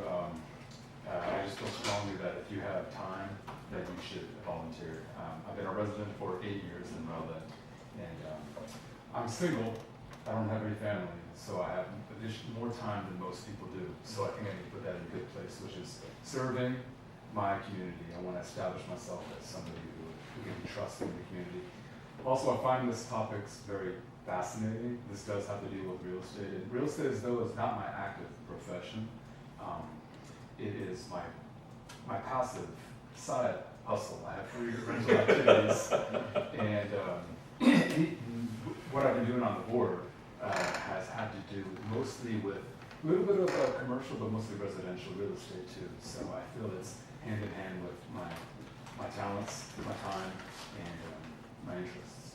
Okay, that's great. Thank you so much.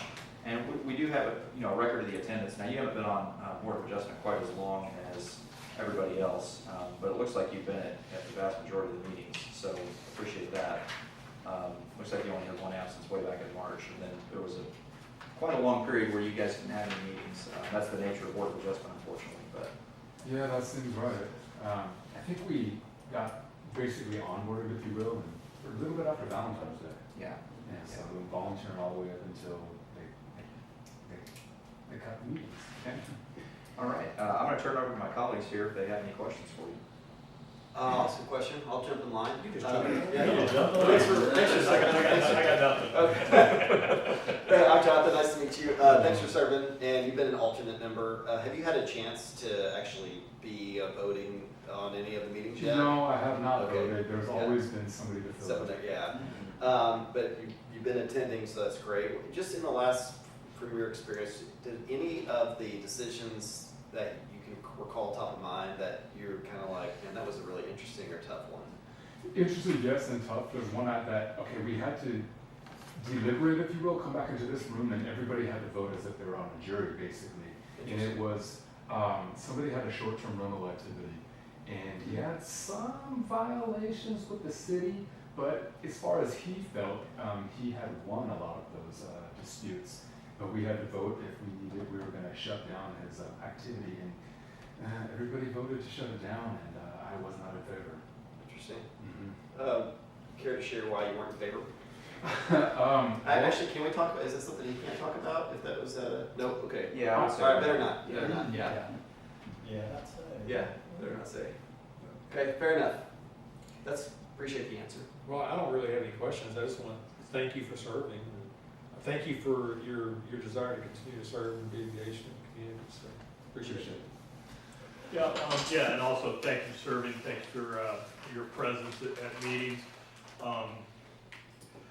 Given that this is sort of a quasi-judicial type of board, which makes it very different from anything else, how does that, I don't know if the word is affect you, or as you're deliberating, knowing that it has sort of the force of law, does that enter into your decision-making process, or do you sort of set it aside? You know, I didn't see it so much as that. I saw it as listening to the citizens of the community and their feelings and their complaints, how strong they feel in favor or against something. I almost felt it was kind of representing, more like politically representing the will of the people of the community. So in hand, that took precedence in my mind over necessarily law. So I guess, in a way, legislative decision-making off of the will of the people. Yep, thank you. Alan, I was looking at your background here. What do you think that some of the strongest parts of your background that you pull from your decisions for on the board, from the board? Well, in my profession, I am an auditor of financial statements declared to the federal government. And in this role, I don't necessarily look at finances. But like I said, in my side profession, my passive profession, I have 3 rental activities, and I do have to deal with property lines a bit. So I am familiar with reading the bylaws, the title of ownerships, measurements, and I can do research to see where zoning and setbacks have been set on my properties, and hand in hand that helps me get somewhat of an opinion and a familiarity when I'm reading over the information before each meeting. Okay. I'm probably stealing somebody's thunder, but if, because you put planning and zoning on here, what if we thought you were a better fit for there?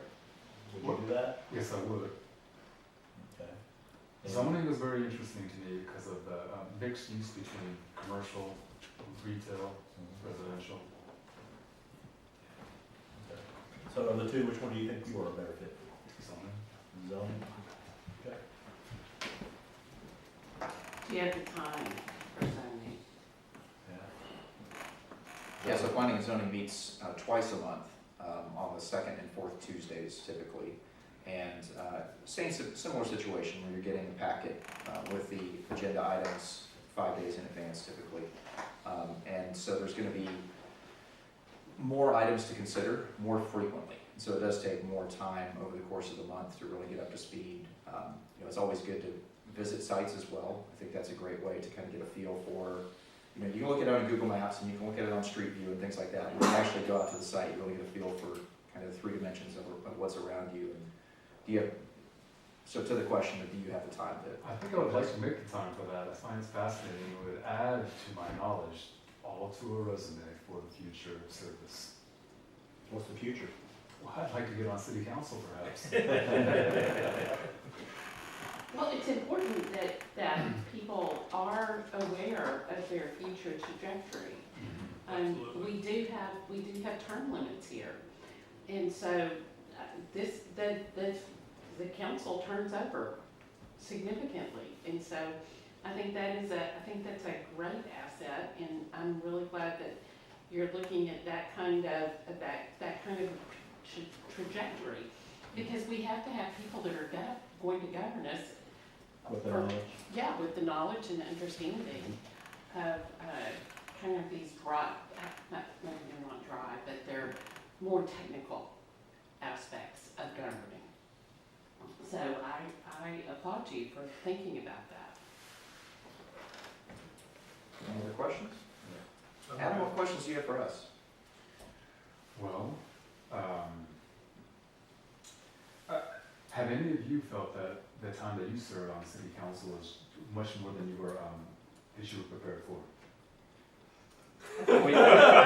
I think we probably all felt that. Yeah. That's a good. And- Great question. Yeah, that is a really good question. I think we all probably feel that, and it comes and goes, honestly. It ebbs and flows, the time investment, because some meetings we have are short and sweet, other meetings are longer, but service on city council is more than just the meetings. There's so much else that goes into being involved in the community, listening to constituents out on the street, in the grocery store. I mean, even just family events, I get questions because I have family who live here in the city, and so I get questions about things that go on.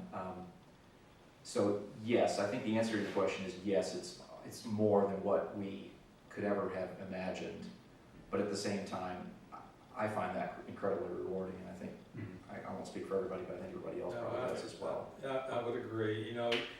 Some people, that are not on council thinking, okay, I'm gonna go on council, there's 4 meetings a month, but it's a lot more than just 4 meetings a month, because every time there's a city event, it's not mandatory, but it's expected that the city council will be there. We're gonna be riding on a parade on Saturday night, Memorial Day, we're at Veterans Park, or Veterans Day, we're at Veterans.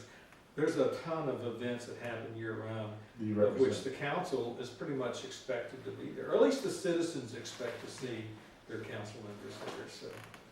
And most of us serve on other boards and committees. I think everybody does, has 1 or 2, so that stacks up. And it was a fairly significant change really 3 years ago when it started, because it used to be 2 meetings a month. And that everybody kind of thought that was pretty doable. Well, now we do a Monday work session, Tuesday meeting. Not count the This is special. Not count all the specials that Jeff does. This is a Thursday special meeting. I mean, so. A couple of all-day meetings in the summer for the budget. So the time commitment is not insignificant. Emails throughout the week and issues. I mean, the pay is awesome now. Yeah. $277 a month. That's net. but that's Jazzed after it with that, didn't you? That's net. That's net. The thing is, we all know what it is. That's when we're net, getting into yeah. it. And I think the mayor talked about this. If you're on P&Z, that's a very objective role that you're taking. When you come over to the council, it's a lot more subjective, because although citizens will go and do citizen input at P&Z, we get it all kinds of ways. We'll hear it from them, either calling us, we'll get it either a chamber meeting, or 3 minutes, we'll get tons of emails depending on whatever the topic is. So we're constantly having to listen to the citizens and weigh what we're supposed to make a decision on based on the input we're getting from citizens as well. So. Yeah, that's a lot. I would say my entry is a little interesting to that. I think just because I had a special person in my life that does government as well, so I got to kind of see what the outside of the meetings look like. So definitely more than I thought, especially with the work sessions and the meetings going on. But when you can see other people and how they govern, it's more than just meetings. And if and when you decide to take that step of, future service, I would encourage you to reach out to any or all of the council members, meet with them individually, because it is, each of us have our own perspective on this, and we could probably talk for an hour about kind of what we went through in getting to that point. And some of us have done that. Some of us have talked to past council members that now are, off living their life, free of Enjoying and so I think that's just a great way to kind of get a firsthand experience of an individual. And it's 100% giving back. That's what it is.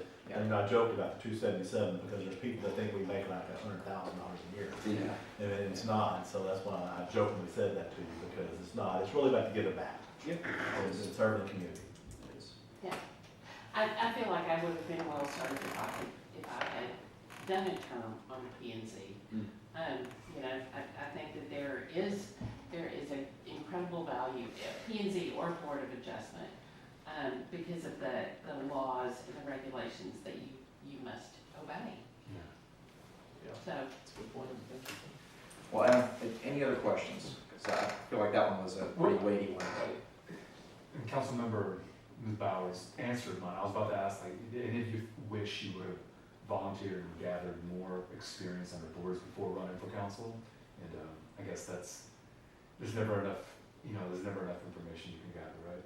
Right. And never enough experience. And if you have the opportunity to participate in Citizens Academy. I don't know, I didn't look that far down your application and check, but you haven't. So that might be a good opportunity also is to participate in Citizens Academy. It gives you kind of a holistic look at what all the departments in the city do. There's also the Fire Academy and the Police Academy, which are far more specialized. And then the Chamber also does a leadership program as well, which has a cost with it. The other city-sponsored programs don't have a cost. But it's a really great way to kind of get into the operation of the city and see how everything works, nuts and bolts wise. And that would, again, be another way to kind of expand your horizon as well. Could I log it on the website? Yes, sir. They do that once a year, I think, City Academy. Yeah, we just wrapped up a class about a couple weeks ago, so there should be another one starting fairly soon.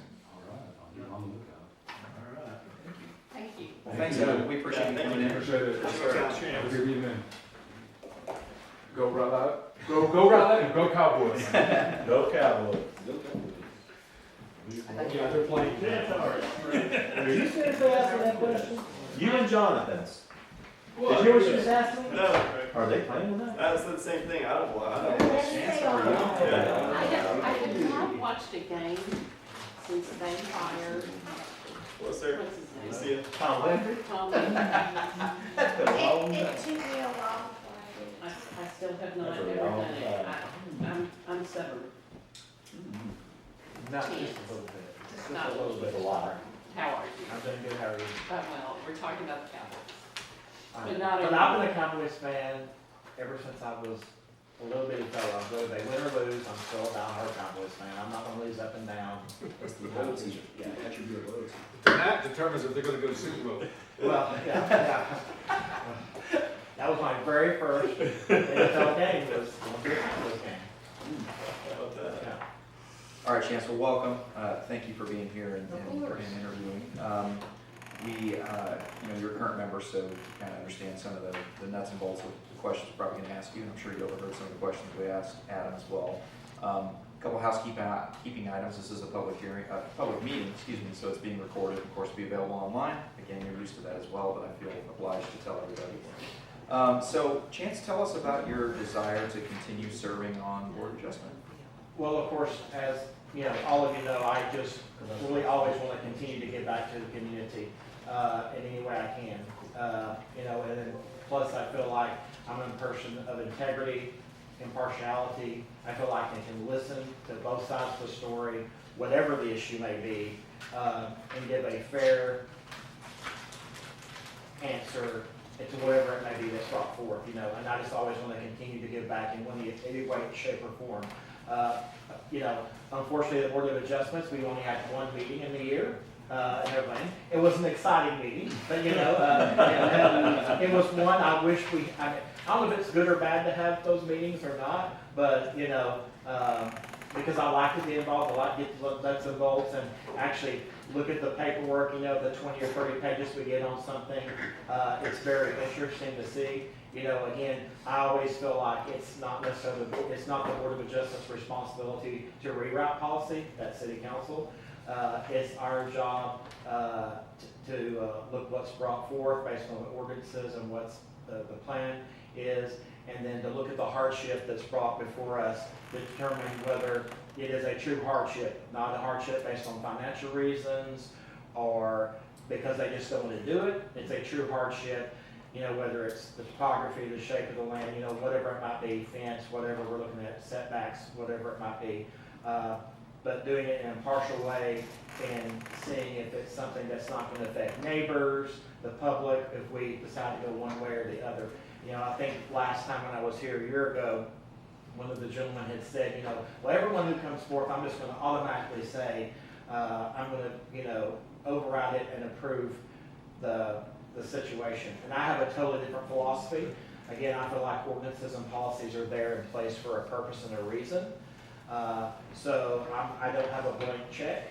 I'm going to sit and listen to both sides of the story and then make an educated, impartial decision that's not based on emotion, but that's based on legal facts and the true hardship that may be on whatever the case is brought before us. And so this is just a way for me to continue to be able to give back to the community in a strong way. All right, thanks for that. So it looks like there was a meeting on November 12th that you didn't make. Is that correct? Did you know about that meeting? I did not. The only meeting that I've ever gone to, that I've gotten an email from Was way back in April, right? That is correct. Okay. Okay, Yeah. BOA, yeah. we didn't have a meeting on the 12th. You didn't have a meeting on November 12th? I don't So he's got a perfect attendance. Yeah, Yeah, well, I take that back. We had two meetings. We had one meeting where it was actually, and then we had one meeting for budget. Correct. Ah, If that may be, which I was at that meeting, because we were here. okay. Because he sat over there. Well, I'm not he gonna was argue with you. All I've got is a spreadsheet, so I don't, you know. That's all they have is okay. 2 meetings. Yeah, right. Okay, so perfect, that's good to know. Council, questions? So, were you interviewing for P and Z or Board of Adjustment? Well, I'm on the Board of Adjustment, so I accidentally, when I actually when it was reapplying, accidentally applied for, said P and Z, and then I contacted her and said, oops, I selected the wrong thing, I was just wanting to reapply. So it for is Board of gonna Adjustment. be- So Yeah. you wanna just continue on? Continue on Board of Adjustments, or whatever service that council sees fit for me. I'm a servant of the people, I'm a servant of the council, that's why I always look at this, is do whatever I can to continue to do what's best needed for the city and for everyone. Well, we definitely do look at that. We look and see, as we said a few times here, that maybe you are better suited for like P and Z over the BOA. So, you know, do you know what P and Z pretty much does? And Well, I mean, I do, because I listen, it's crazy, I will at 11 o'clock at night be listening to videos and watching videos of P and Z and city council meetings, and love the work sessions because it's interesting and it's, back and forth and everything like that. And people going, what are you doing? Aren't you? No, I'm not watching the movie, I'm watching, I'm watching, That's the Mayor saddest thing I've Jeff, ever heard. Councilman Jonathan, But it's interesting and fascinating because you want to learn things and everything. And I'm blessed to be a huge contributor with the chamber as far as an ambassador. And then we started a new program last year called BTS, Business Team Success. So we meet once every month. One of my jobs is to be a little liaison between the chamber and the businesses. So every month we meet, and then we actually assign ourselves to go out and talk with the business owners and businesses to see what's not happening correctly, what changes need to be made, not necessarily, not just from just the chamber aspect, but maybe from a city aspect. What are some things and feedback that they may be afraid to tell city council or to tell some, so they give us these feedbacks and we meet every month, which has been, we just had our 1-year anniversary of BTS team, and it's been great. So it's just learning what really, getting the nuts and bolts and finding out what really businesses need and the struggles that they're having and things of that nature. And, tuning out Facebook and all the garbage that's out there. I wish people would, and I don't know the answer to it, we need to get people that can be more involved, that can, I don't know if they even know they can watch videos at home, because I know everyone has jobs and they can sit down at 10 o'clock or 9 o'clock at night and see what actually happens, because everyone here on this council really genuinely cares. And you wouldn't be here otherwise because you don't do it for the pay. So it's a situation, and there's never a wrong, you could give someone $1 million and they still wouldn't be happy. And that's, I try to listen to both sides and try to make the best educated decision for the city's future. We can't sit back here. Yes, it's important that we look from what's happening next week, 2 weeks, 3 months down the road. But really for a city, we have to look 2 years, 5 years, 10 years. We have to do that for our infrastructure. We have to do that, based on city planning, where we want businesses to be 5 years from now, 10 years now, the growth. That's what we kind of have to look at. We have to have, when I'm 70 or 80 years old, where's things going to be for the city then, as far as it goes? And that's where we have to keep looking. It's not these little bitty things here, but we have to plan out in the future. In the past, that's been long before we know we were going to have the explosion of growth that we were going to have, going from $30,000 to $65,000 to $70,000. I feel like I know everyone here genuinely cares. We may not agree on everything, but we're all trying to do the same thing in the end. We're trying to get to the same goal. We may have different ways we want to get to that goal, but we want to get to the same goal. And that's what's best for the city and best for the citizens. And that's what I try to do, is just try to, you know, bring people together. Let's figure it out. Let's sit around the table and figure out growth that needs to be. Let's cut out the gutter and all that stuff, and let's figure out what's the best for the city in the future. So, I want to applaud, I don't know. well, no, I mean, I'm serious, but, no, it's just, you're exactly right, it's you're just, exactly right. And then a lot of people don't have all the information that you necessarily have, or we actually have at the time. Yeah. And so it's a snap decision. But that's what you have to do. But you also have to be willing to learn and go out there and get that information and dig a little bit and ask those questions. And if you don't know, it's okay if you don't know. That's how that's how we learn. I mean, no one should ever say, I know everything. You know, we all, whether you're on city council, a board, or something like that, you should always be able to know, you know, oh, I didn't think about it that way. I take notes. I mean, I write so many notes all the time about, that's a good question, you know, that's good, and you learn about it and adjust. You know, that's you know, I always, one thing that Councilman, Jonathan does, he does his research. I will tell you, I'll text you in the meeting of a meeting and go, wow, that's really good. I thought I did my research, but you even did that step further. You know, it's. So is that during the live meetings or at 11:30 at night when you're watching? No, it's. Messages. Those are those texts you keep getting. Yeah. Yeah, but I mean, no, it's just, you know, it's just, sometimes we have to make the hard decisions now, but we know the growth and the better, in the long run, it will be better. So, you know, we make those sacrifices now to have it better down the future, so. Well, Chance, I don't really want to have any questions. I just want to thank you for serving. I really appreciate your perspective on not just Board of Adjustments, but our city and others. Yeah. I appreciate that. Yeah, well, it's funny, we've been here, we bought the house 5 years ago, 2 months ago. 2 weeks ago, and I was like, well, where did the time go?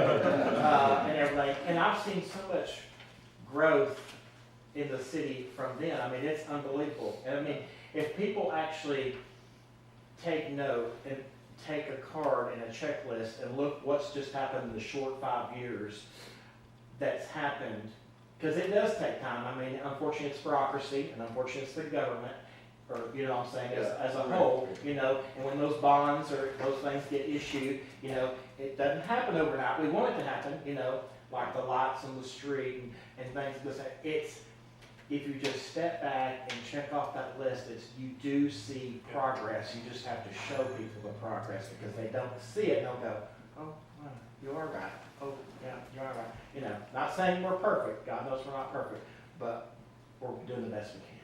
So you're telling me they don't get it on Facebook? No. I don't even respond. I do have one question. Yes. If you decided, if we talked among ourselves and decided that P&Z might be a good fit for you, do you have the bandwidth to do that? I mean, I have the schedule, as far as scheduling, I have that opportunity to be able to adjust and tweak and do things like that. That's not an issue or a problem as far as that goes. You know, I just want to get more involved as deep as I can. You know, CD Academy, which you started, which was, I graduated from that last year, which was wonderful and great to be able to say all the ins and outs and the innards, if you will, of the different departments and stuff, and seeing what's going on. It's just, you know, I wish at Board of Investments we had a little bit more action. You know, I don't mean, you know, just more opportunities. But I want to still be able to serve in some form or fashion that I feel like would be good for my skill set as far as knowing things. You know. Great. Thank you, Chief. I just need one thing. I want you to give me the number, 1 or 2 for P and Z. Oh, if I had a choice. Rank it. Oh, PNC would be 1. And 2 would be BOA. Yeah. Okay. Yeah. Okay. All right. Well, Chance, do you have any questions for us? So, wait a minute, so subconsciously, you did what you really wanted. This is a politician right here. Yeah, possibly, I don't know, who knows. Yeah. But yeah, no, I'm not blowing smoke. I'm just saying I appreciate everything you do. It's not an easy job. and everything, so, you know, like I said, things are heading in the right direction. Bumps happen in the road, we get through it, we figure it out, and we move on, that's what it's all about, so, but yeah, I mean, we just have to stay the course, you know, keep steering that ship, you know, in the right direction. And I want to say thank you because you hit the nail on the head. It is not an easy job. It is not. 100%. Yeah. That's something in the future we have to figure out. Maybe we make these paid jobs where, you know, more time can be dedicated or whatever it might be, so. Be sure to tell our residents that. Yeah.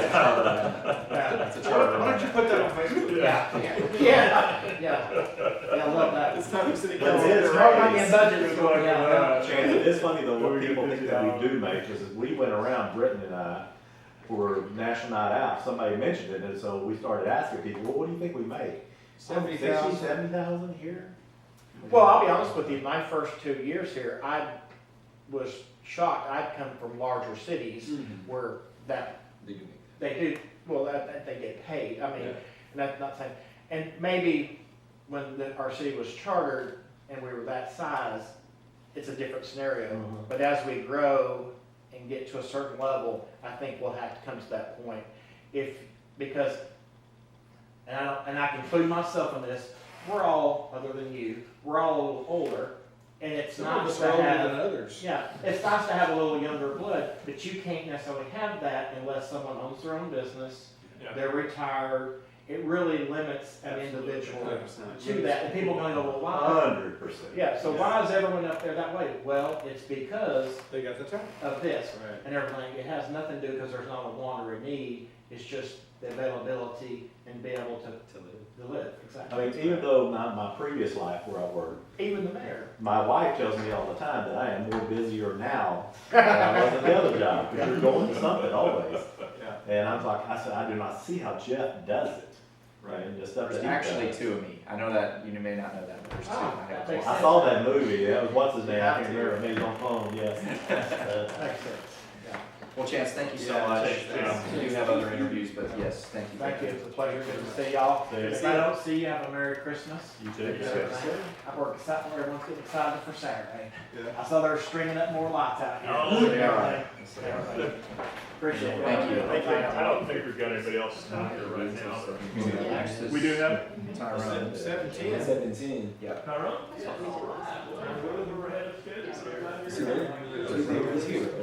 But Jeff's not a rider in general.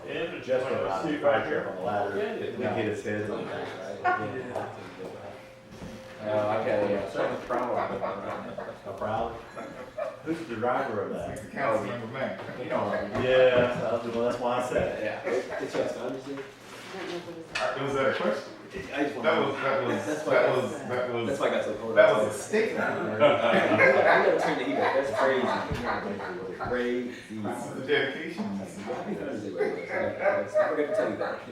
All right, y'all, let's keep moving along here. Tyrone, how are you, sir? Doing well, thank you very much. Thanks for coming in.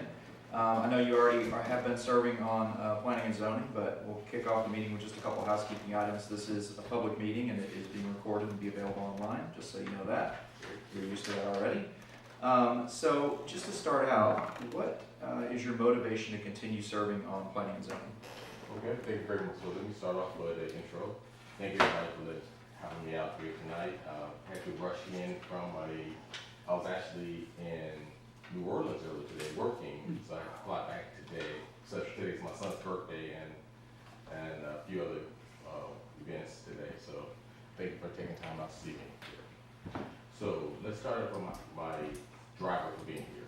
I've been a Rowlett resident for 20 years. I moved here in May of 2005 when this city was 2 grocery stores and McDonald's. Since then, we have had explosive growth. And through that venture, I've raised 3 children in this city. One is now in college. One is graduating North Garland this year, and one's actually goes to middle school right here. So I'm ingrained in this community. And I've been part of this community for so long that I'm pretty much Rowlett. So with that said, I'm truly invested in how the city performs, how the city grows, and I wanted the best for the city. I raised my family here, and we'll continue to live in the city. So So that's my drivers for being part of planning and zoning. Also, I've seen how governments in the Dark City have changed from different parties, different groups, and I've seen different versions of the world. And I've seen that, I think that engagement from our citizens will make the city stronger, better, and beyond. Thank you, sir. So we do pull an attendance from any current members, and attendance-wise for you, you have missed more meetings than you've been at. So talk to us about what causes you to miss meetings. I miss meetings because I'm an alternate member.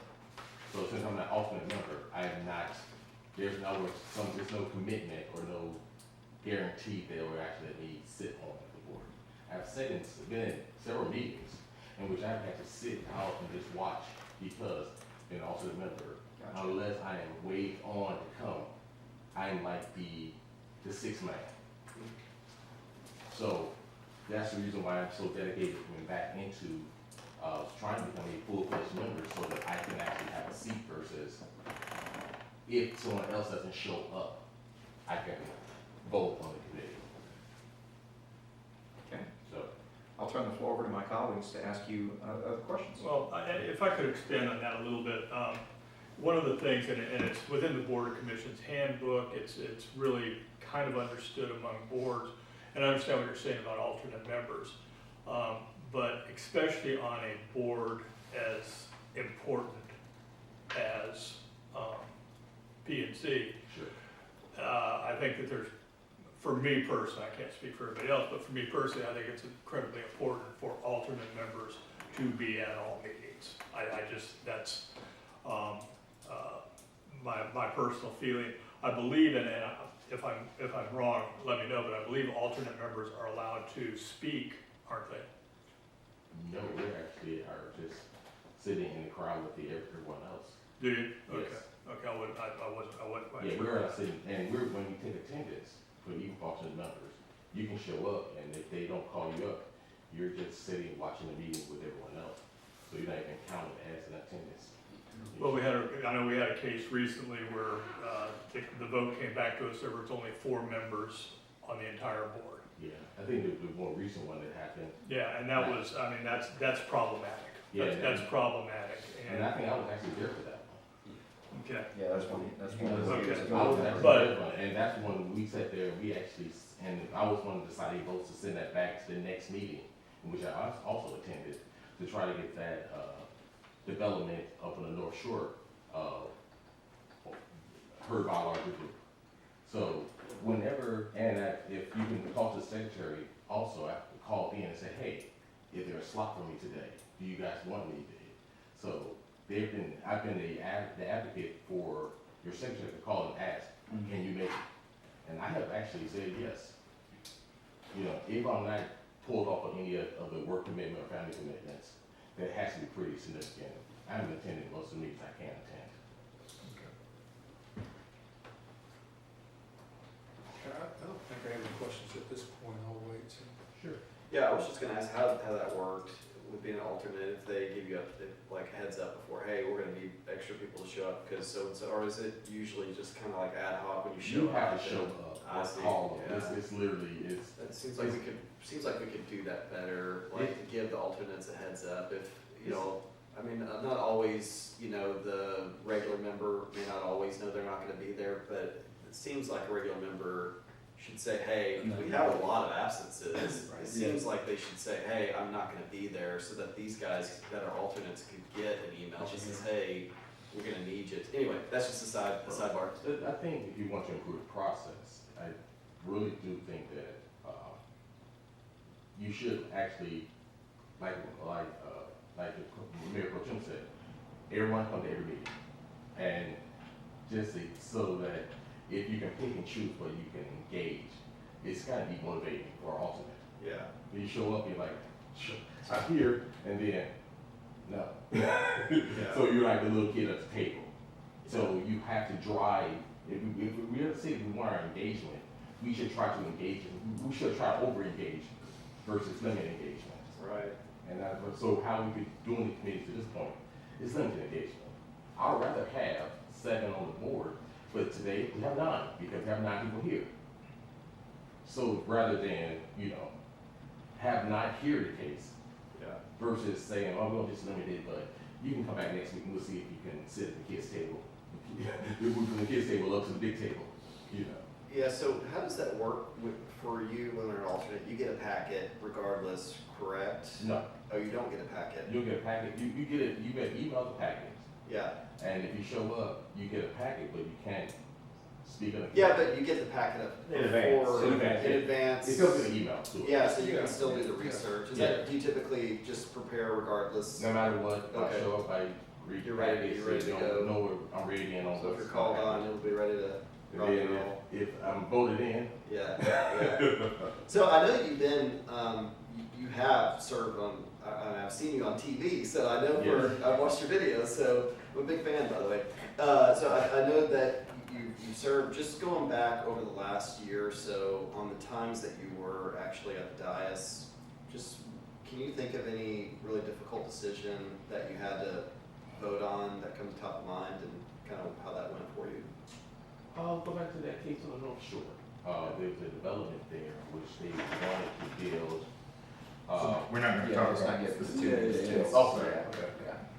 So in terms of how to phrase it, yeah, there have been cases such as that in which the development on paper made sense, but it did, to me, it didn't fit the spirit of what the city master plan was. Gotcha. So sometimes development versus master plan in my brain sometimes conflicted. So those been sometimes in which you had to think about, you want to make a fair decision for both parties. Well, we all the same party, we're the city. Sure. But you want to try to, so those sometimes have been challenging to say, what side of the on those decisions. Yeah, that's good. So that kind of leads into my next kind of question. So master plan, comprehensive plan, whatever you want to call it. So would you, I guess my question is, if there is a significant or a large group of residents that were against the development that's coming across your desk, but it does fit with the master plan, kind of what's your thought process on that in terms of looking at the master plan or listening to residents?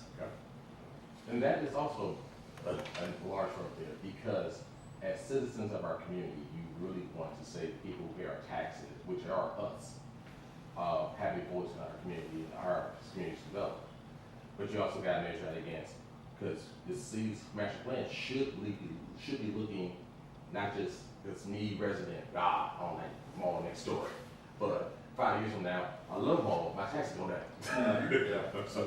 So we have to try to manage that. So it comes down, and sometimes you have to look at what the development is, and does that truly help the city? Or, if you have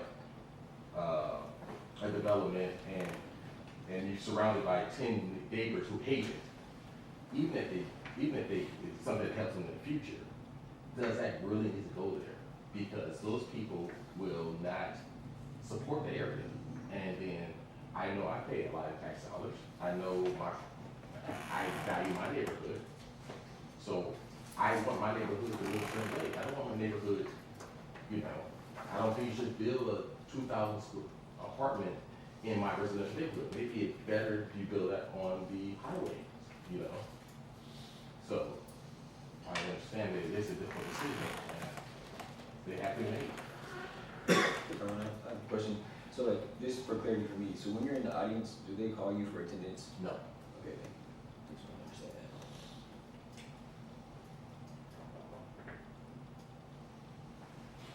Yeah, I think on all the other boards, alternates participate. Yeah, I'm a little surprised by that. That's not, I don't think that it's written that way in the Board of Commissions handbook either, so. Yeah, I think that the rub might be that it's also governed by state law, and that may complicate things a little bit in terms of how discussion happens. And procedurally, they're at the dais,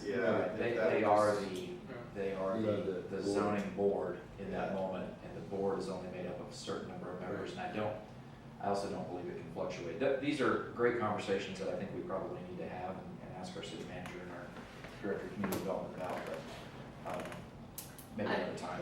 I appreciate you bringing this, but Yeah, Yeah, for sure. definitely. I mean, particularly with respect to your attendance, because we, I want to be able to trust what our attendance records show, and if you're not being asked if you're at a meeting or not being called on to raise your hand, then Yeah, if you're being marked absent, that's not right. And regardless, I mean, thanks for taking the effort or making the effort to be prepared just in Right. case. Absolutely. I mean, that's a lot just to go through packets, be ready, and then not be called on. So anyway, thanks for doing it. When I miss few meetings, that's the exact fact they start calling these guys, hey, do you want me to come? Yeah, I think process-wise, we can fix that. That's not, I mean, But when you got the low attendance, you do get calls, but if there's attendance of, if there's opportunities in which there are, enough people there, yeah, I mean, if we're talking about a process, I would love to see that we communicate with everybody before a meeting.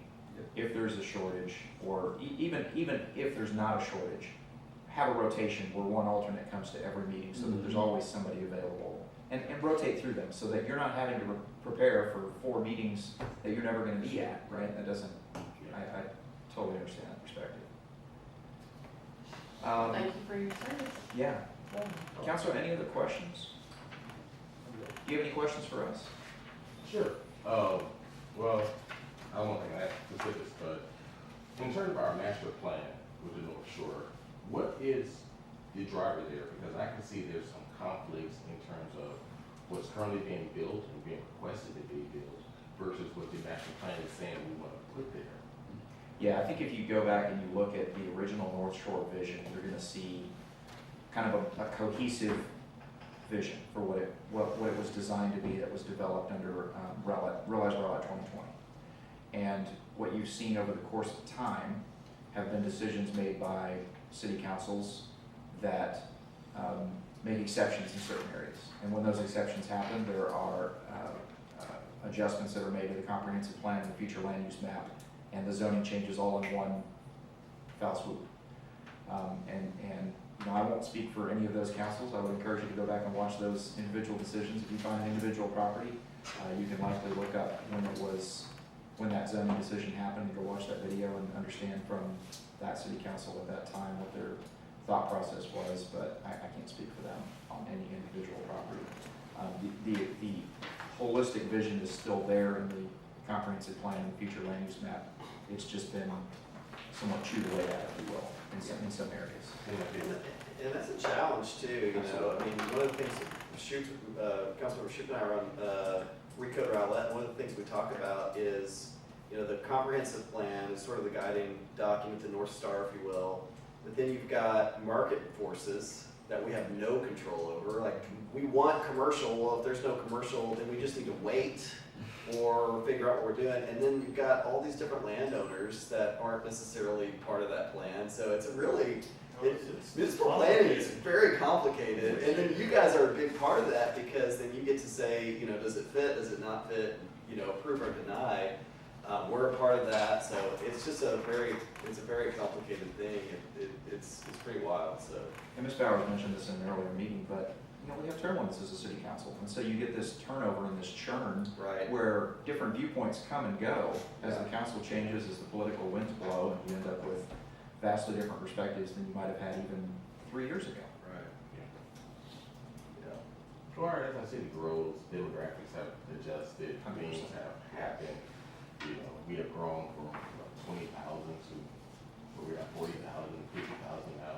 Almost 70. Almost 70. When I came in here in 2005, it was such a different city. It was, it was a lot of grass fields. Yeah. But it's a good thing. We need the increase. We have to be with our neighbors. We have to be That's right. A growing city. And Mr. White, we appreciate your time, we appreciate your service thus far. We'll be making some decisions here in the next, half hour or so, and as soon as we ratify those decisions at our next council meeting, our city secretary will reach out and notify you and let you know what's going on. All right, thank you. Okay, thank you very much. Yes, sir. See if we have Mr.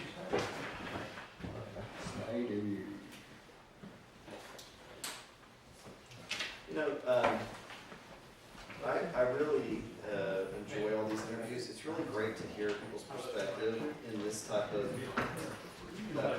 Right, yeah. It's really cool. That was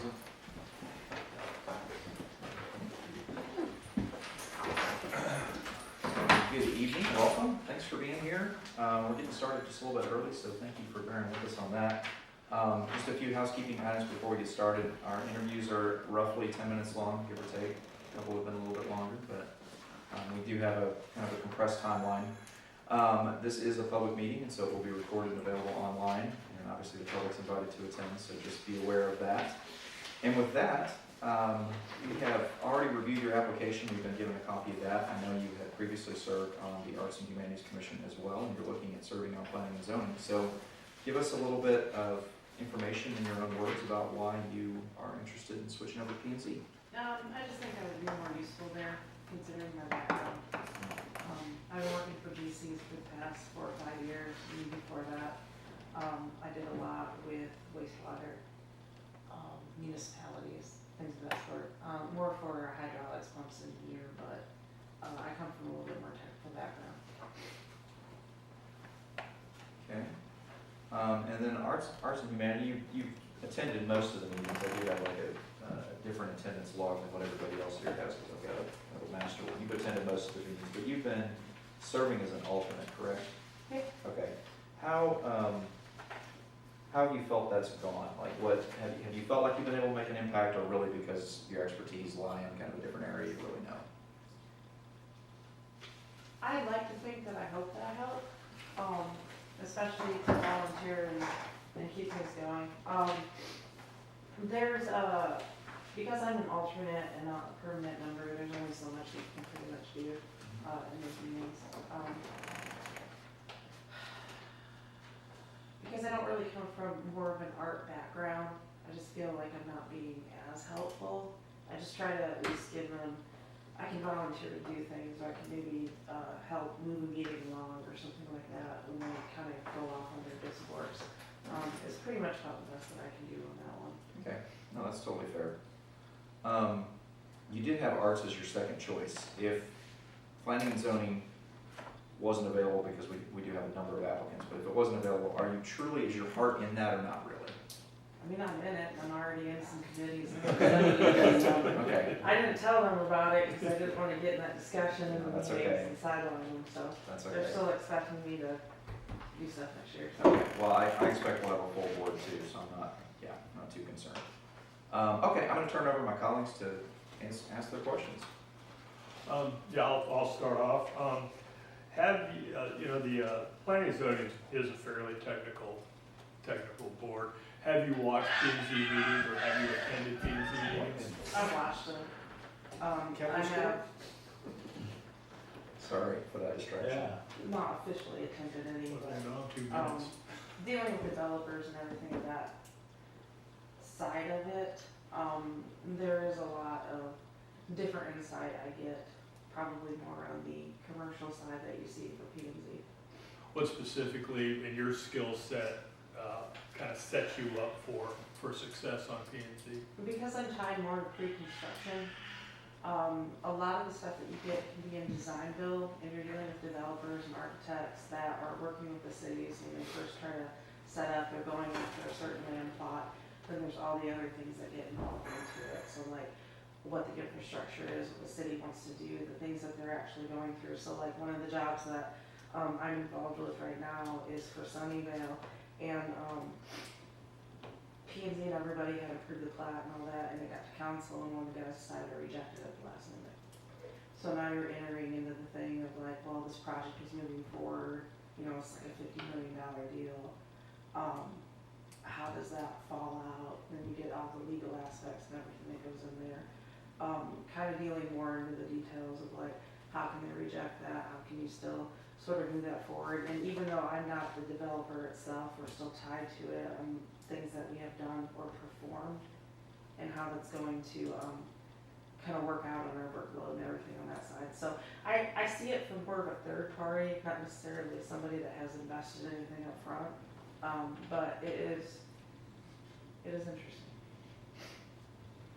Thank you. Well, Leslie, thank you for serving on Arts and Humanities. With regard to planning and zoning, well, thank you, asked this question. You know, they meet every, the second and fourth Tuesdays of every month, starting at 7. Do you have the bandwidth to be able to make those meetings? In addition, be able to get the packet about 5 days ahead of time and be able to do the research and be prepared? Yeah, that's fine. Tuesdays and Thursdays are fine. I am going after a master's degree, construction management, and that has timed me up on Mondays and Wednesdays with A&M, but Tuesdays and Thursdays I'm free, so. Appreciate it. How do you feel with your, and good for you for getting your master's. This is like the third time that I'm trying to get my master's. I just need to like stick with it. Yeah, well, life happens. But with construction management, obviously, you're going to be very, very well versed in kind of the development side. When it comes to the city side and sort of the role on planning and zoning, what do you think the relationship should be between the comprehensive plan, the guiding North Star, plan for the city versus zoning requests from a development? I think you have to look at it as an impact of like what will financially benefit the city. Realistically, you have to look at its growth, the residents that you want to pull in, any type of that stuff. Everything, if you decide, oh, we're going to build like a huge warehouse or maybe some factory, well, that's going to bring in a whole bunch of infrastructure for that. You're going to have a whole bunch of trucks, you're going to have all this other stuff that comes in there. You're going to have people that come in there for jobs, where are you going to put them?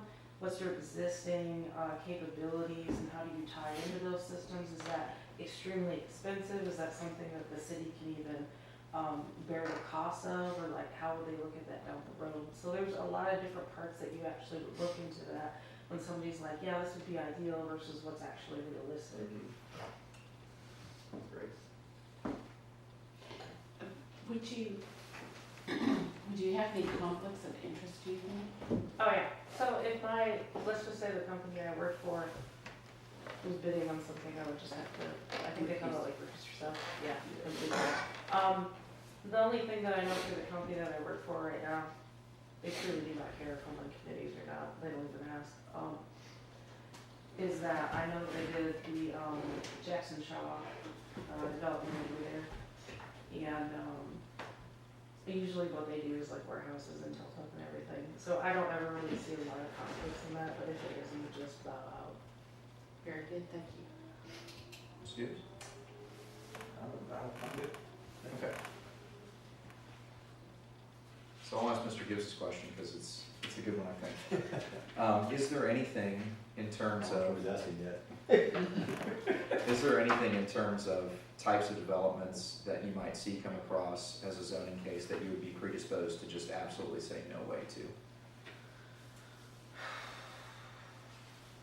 No. You really have to look at all the reasons why. Like, I know, obviously, if people get on Facebook and everything, everybody's on fire on there, because everyone's got an opinion on Facebook, which I don't ever comment. But, oh, we don't want multifamily, we don't want residential, we don't want all this, blah, blah, blah. Well, people need a place to live, and it's one of these things that you have to take into account when you are looking at all this stuff. You're looking at the land. It's pretty precious. You're not just gonna develop more land, doesn't come out of anywhere, so you have to be very smart with what you have.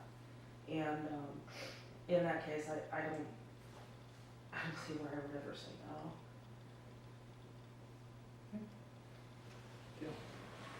Council, other questions? Do you have any questions for us? No. Okay. Sorry, others are late. That's why we do what we do. You're actually okay. So thank you for coming in, thank you for your service already. We will be discussing tonight all the appointments with everybody that's interviewed and trying to figure out where we're going to try to place everybody. We do have a number of openings. Let me ask you before you leave, because I do want to get this kind of out there. There's also the Board of Adjustment. Have you worked with the Board of, or had any experience with that in your professional career or otherwise? Yeah, I don't know what that is. Okay, so great educational opportunity. So Board of Adjustment is essentially a quasi-judicial board that's established under the legislature, state legislature. Every city will have one, and it basically is a last stopgap measure to zoning cases or other types of decisions that are made. So there's one more appeal process that an applicant could go through to get something changed to the way that they want it to be. And it does require a supermajority, 4/5 majority vote of the Board of Adjustment to approve that. So it's not just a simple majority like many other things, or 3/4 majority, maybe it's 3/4, I don't remember, but it's a supermajority result that you have to get for something to be approved. So it does have that additional bar. But typically what you see with the Board of Adjustment and the Board of Appeals, they're both essentially the same body, are things where someone's looking to install something on their property and the council has said no, or it doesn't meet the current code, and they go to the Board of Appeals, and it's kind of one last, again, stopgap measure to be able to allow that to happen. They don't meet nearly as frequently as planning and zoning. Planning and zoning, again, is twice a month, as was mentioned. Board of Adjustments or Board of Appeals is as needed.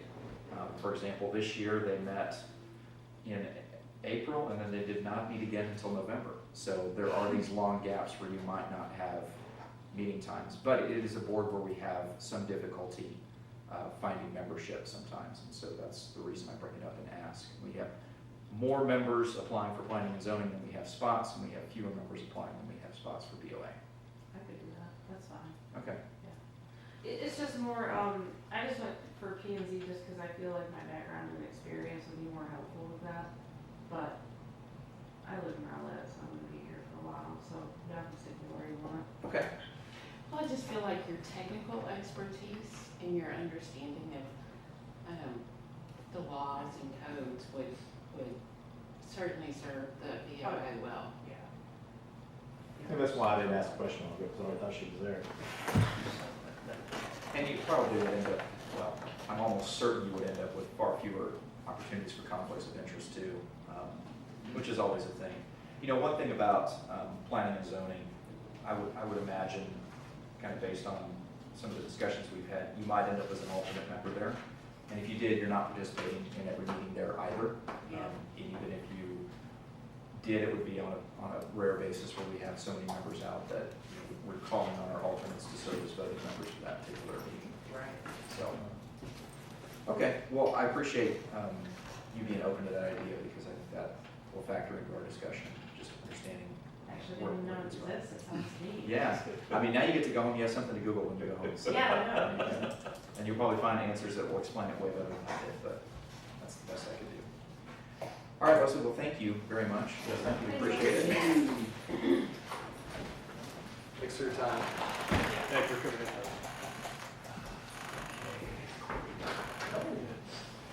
Last one? That was the last That one. was the last Lester. one. You sticking around, or you headed No, out? Okay. unless this is my anniversary. Oh, are you serious? Yes, and I'm from Detroit, so I gotta go see the Lions. 3-0 Detroit. All right. Is it really? 3-0. I actually don't feel that Lions Stadium when I work for the city. Is that right? Yeah. Really? Go Cowboys. That's So, interesting. yes. Well, have a good one. All Thanks right, for see sticking you around. later. I bet Derek was over there just grinding his teeth every time somebody walked in and said, "Go Cowboys." All right.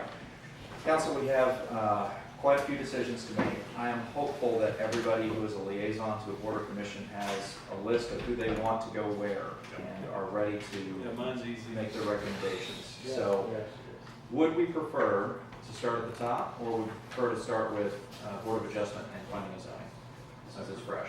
I would Start there? Start Okay. there. I think that's gonna require a more in-depth discussion. All right, let's do that. So we want to go in order of applicants? Yes. Okay, so let's group our applicants by commission. I don't know if that'll work because we have so many that are going to go either way. I just made notes on it. Let's look up on the screen Board of Adjustment first, and let's see if we can lock in at least, maybe a couple of these. So Joshua Hughes. Yes. Lock in. Yes. Okay, so Yes. let's keep as a regular member, reappoint. Are we doing Board of Adjustment? Yeah. Yeah, just to, if we can get some of these applications that we're confident are gonna be locked in, let's get those out of the way, and we can start talking about the ones that are more. Joshua Hughes? Joshua Hughes, yes. Check mark. Probably. All right, everybody good on that one? Okay. Ken Romaine and Tony Schmitz did not reapply. Okay. Calvin Causey also withdrew his application, so imagine he is green as well. Adam Mosseri. We talked to him a great deal about planning and zoning. Do we want to put a question mark next to him just for the moment until we kind of work out both boards? I thought he leaned more towards P and Z. He definitely did. Yeah.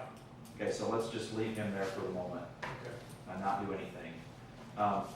Carter Holston, Will not, he he's gonna go to the golf. applied to a different board, yep. Jerry Galloway applied to a different board, to EDAB. And Ms. Bowers, we're not appointing Mr. Galloway to EDAB, right? Okay. So there's a decision to be made there, perhaps if we want to reappoint him as an alternate to BOA. Let's talk about Chance for a moment. What do we think about Chance? I'm good with Chance. No, I would like to, at least as we're looking at the P and Z group, consider Chance for that. Okay. I think he would, I'd like to either him be a full member of BOA or P and Z. Agreed. A full member of either board? Well, I'm just saying he's an alternate on BOA. I'd say for sure on a full-fledged member of BOA, and I think he'd be great with P and Z too, personally.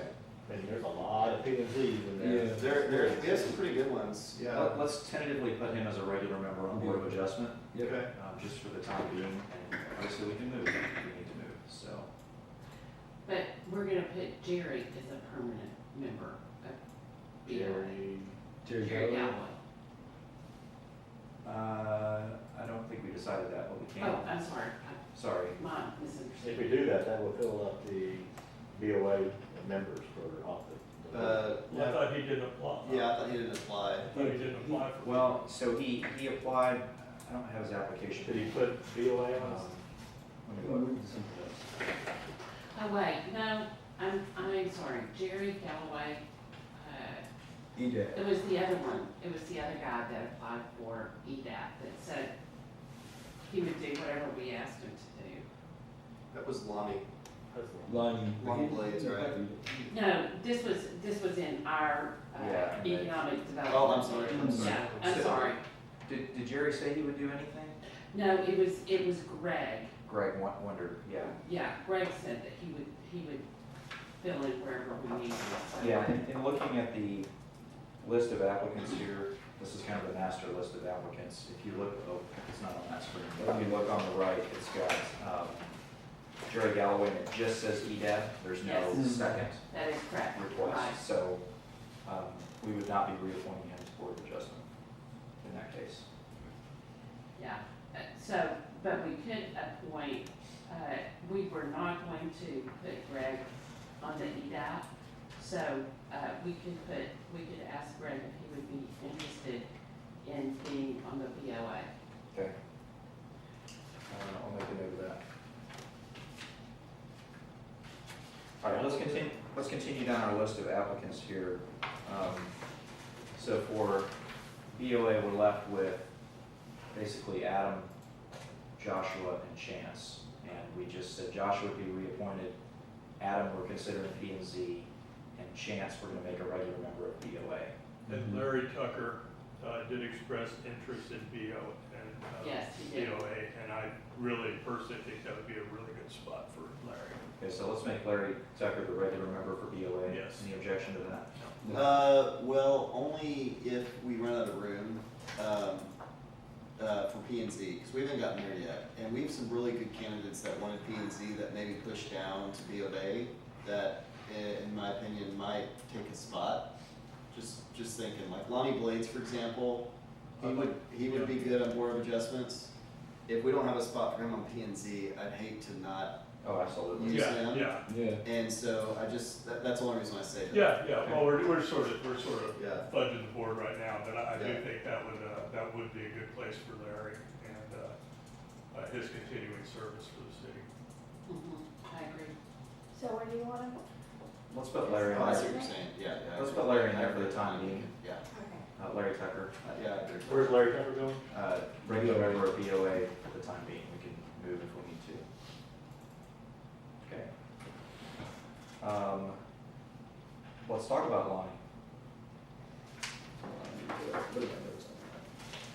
I'm a Lonnie fan. Well, Lonnie's he He's level-headed all the way around. Yeah, He's an all-star. Amazing. He really is, and I think he's the kind of person we need on P and Z. I personally think P and Z is the weakest board that we've got in the entire city, and it needs to be shored up in the worst way. So should we replace Larry Zucker with Lonnie? Yes? Yes. Yes. Yeah.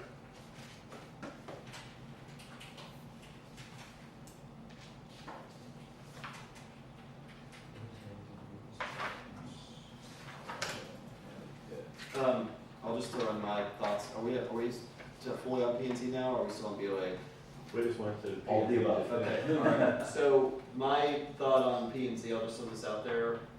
Laura Weiss seems very competent and very experienced, but her track record of absence, I think we have to take her off. I agree with that. Agree. I didn't hear a compelling reason why she was absent. Yeah.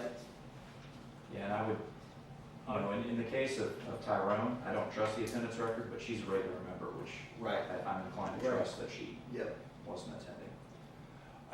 I'm just, this may be too rigid, but we have 3 members that have missed 50% of the meetings. Regular members. That's just a non-starter.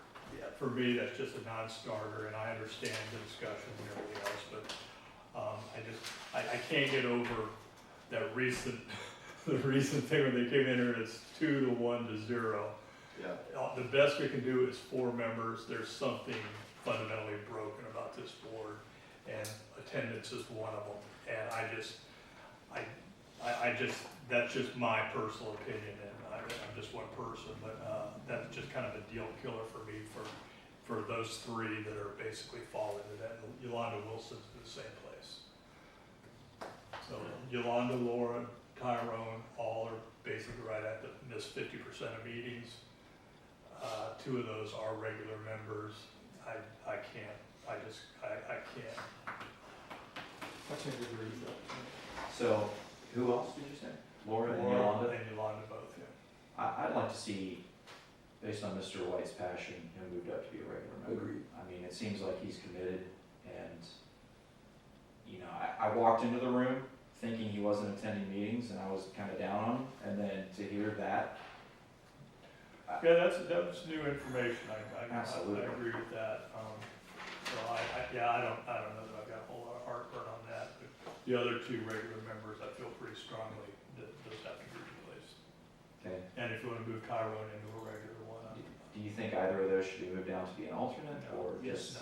no. I think we've got too many good candidates. Right. We have some really, really strong candidates that have come in that can be new members, that I think is what this board needs. I think we need new blood, and I think we need people who we can trust are gonna show up. Yeah. That's what I think.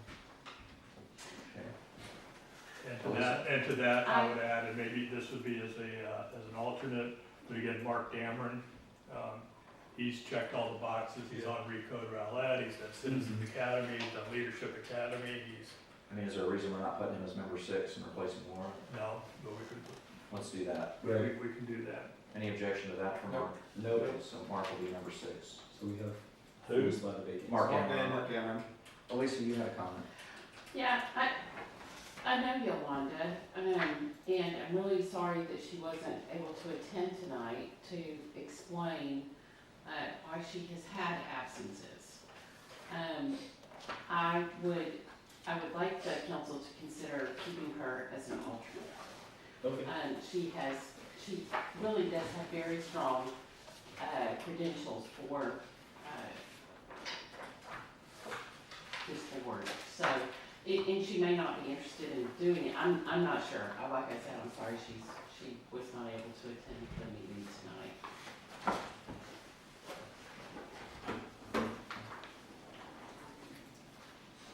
Which leaves us 2 other.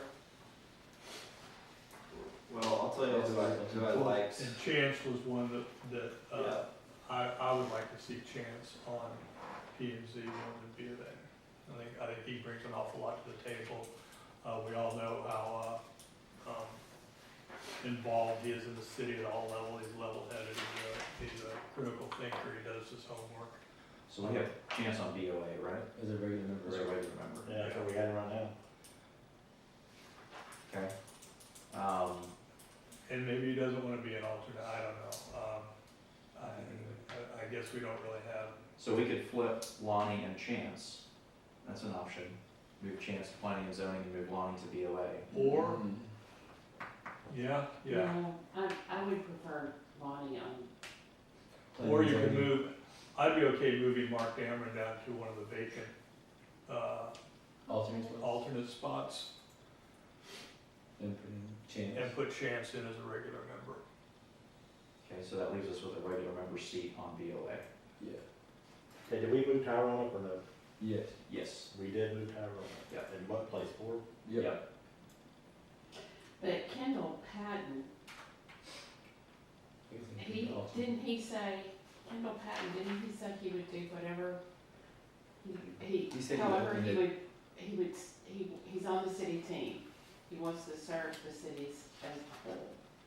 So Yeah, he maybe interviewed well. Yeah. He Yeah, so interviewed maybe well. we could put him on BOA. BOA. He said he only had time to go planning and zoning because of his schedule. Right. That's why I could see him as an alternate. He has his exercise schedule. That was. Oh, yeah. Well, I would think that would fit in with BOA, wouldn't it? What, BOA does meet as needed. Yeah, no, Yeah. it would be, Yeah. it would be way easier for him to do that, so. Agreed. So that was Kendall Patton. Maybe make Adam a full member and put Kendall as an alternate. What Yeah, about BOA? Yeah, BOA. yeah, I thought he brought a lot to the table. Okay, so I got Lonnie and Oh, we don't Chance, so have room Chance for is Adam leaving on BOA, right? We don't have Correct. room for Adam To be a on regular the member. So yeah, regular member on P and Z. Yeah, I'm missing that. Chance, a I don't regular think so. I think member, he's good on- member 6. Is he good on BOA? Who? That's my opinion. Chance, Yeah, but I was gonna add- if we move yeah. Chance off of Planning BOA, we and can move him Yes. up as a regular member. Move Adam up as a regular member and member 4, Yeah, and then put Kendall as an alternate Yeah. on BOA. Okay. that's 3 alternates, that's, you know, I always feel like we have to have at least 3 is a good number if we can.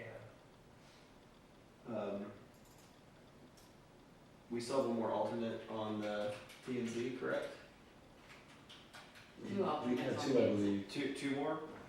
If we can get at least one more, I- Debbie, can you do me a favor? Highlight row 15, or, yeah, row 15 and drag down. Keep going all the way to where the top of P and Z is. Yeah, hide those column, or those rows. But that goes right there. Yeah, thank you.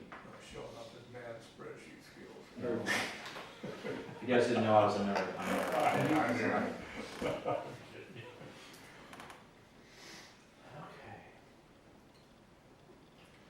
Okay, so, I'll just tell you honestly who I like for P and Z. I like Leanne Welk. Yeah, the real estate background definitely plays into that. he does. I will say when she was on Arts and Humanities, which again, this has been several years since she was on Arts and Humanities, but I was a member of that board at that time, and she was very inconsistent with her attendance. Now, she had kids that were younger at the time, that might have played into it. She was an alternate, that might have played into it.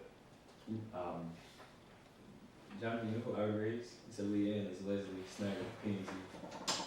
Just like, she's up in our art, I mean, I hate that she's alternate, but she could, from the development side, understanding that, she knew that very well. Fair enough. I also think she would be good on BOA. What do we have to No, do left? Oh, wait, there it goes right there. no, we're good on BOA, right? Well, we could use one more Is alternate. Carter's moving? I'd like to see one more Yeah, alternate. Carter's on that one. You need 5 alternates? No, but I think in the board and commission's handbook, our recommendation is minimum of 2, at least 3, as I recall, is the way it reads. So 2 is acceptable, 3 is really what we're trying to get if we can. For BOA. Just Oh, in that's general the on board? boards. You have As far 4 as up there looking, now. looking for a board. So we've What got- name are we typing Jeff in Frick right now? from. Although with Board of Housing is off of Adjustments, it, Board too, of right? Adjustments, 2 might be enough, just no more than they meet. That might not be a big problem, I don't know. Yeah, I think she would be great as an alternate on BOA, but she would also be good as an alternate on P and Z. I'd probably rather, just personally, see her as an alternate on BOA, but that's just a personal preference, I'm gonna. Yeah, find it. I'm lost. Who we talking about? Leslie. Blessed. Leslie Snyder. Yeah, Snagger. think with her background in commercial development, P and Z makes more sense. I agree, I think Yeah. P&Z was her. I'm not gonna die on that. She's still talking about stuff. Yeah, I think she on our team. might be out of their element. Okay. All right, so let's put Leslie Snyder as an alternate on P and Z. Okay, where's that?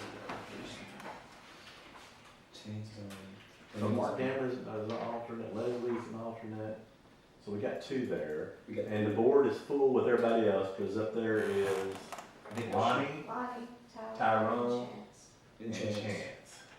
all those alternate positions, Debbie, should be a one-year term. What you said? Did you say Carter was How coming? the alternates are winning? Carter went to, well, Carter's on DCAD, or CAD. He's going to golf.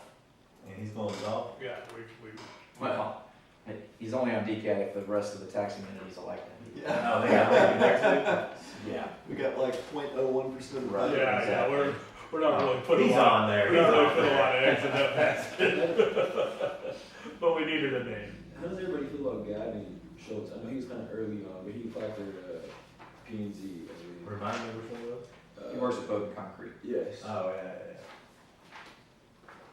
I know we had that vacancy right there on that. And where are you suggesting? I think that the, Just asking if you thought he was a good on P&Z fit because of just that vacancy. Not suggesting that, but.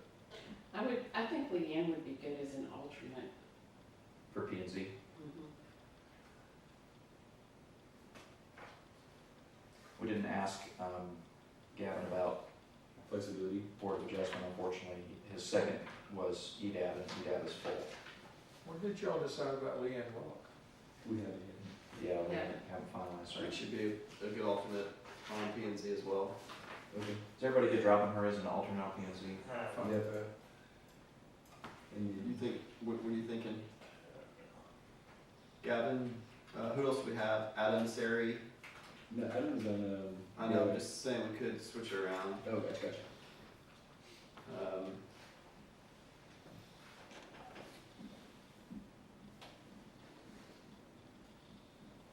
Can you make those a little bit bigger up there for this blind man over here?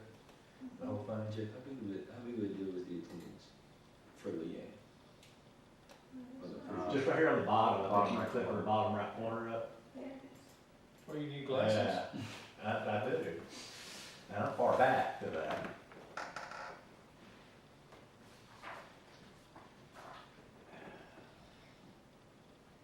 Okay, Adam's the guy that's the single dude, right? Yeah. That's got all the time in the world, Right. wants to be a councilman. Right.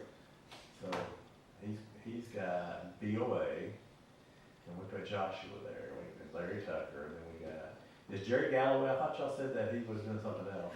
Yeah, she's, These are open, yeah, it's open. Jerry is open, yes. And Carter. So is Carter. So we only have one alternate. so there's only one alternate there, so. Yeah, we need another Yeah. alternate. Well, So we did talk to Chance about, well, he was already an alternate on BOA. Mm-hmm. I want Chance on P. Yeah. I don't think P&Z shaping up. He's not at all. let's go with on the BO, well, he didn't want to, the guy that you were just talking about. Gavin? No, the 35-year Rowlett guy, Gavin. Gavin, he didn't say he wanted BOA though, did he? No. He didn't say put me in coach or anything. But we could put Greg Werderman, he applied for EDAP, but he said he would do whatever we needed. I emailed with him, so we could put him as an alternate The BOA. for BOA. Yeah, you guys won't have his application because he Okay, applied for I'll EDAB. do that with any, yeah. Greg Worthing lives up in,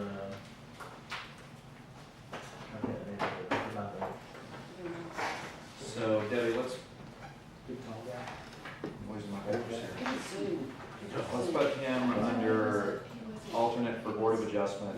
His name is Greg, traditional spelling, last name is W-U-R.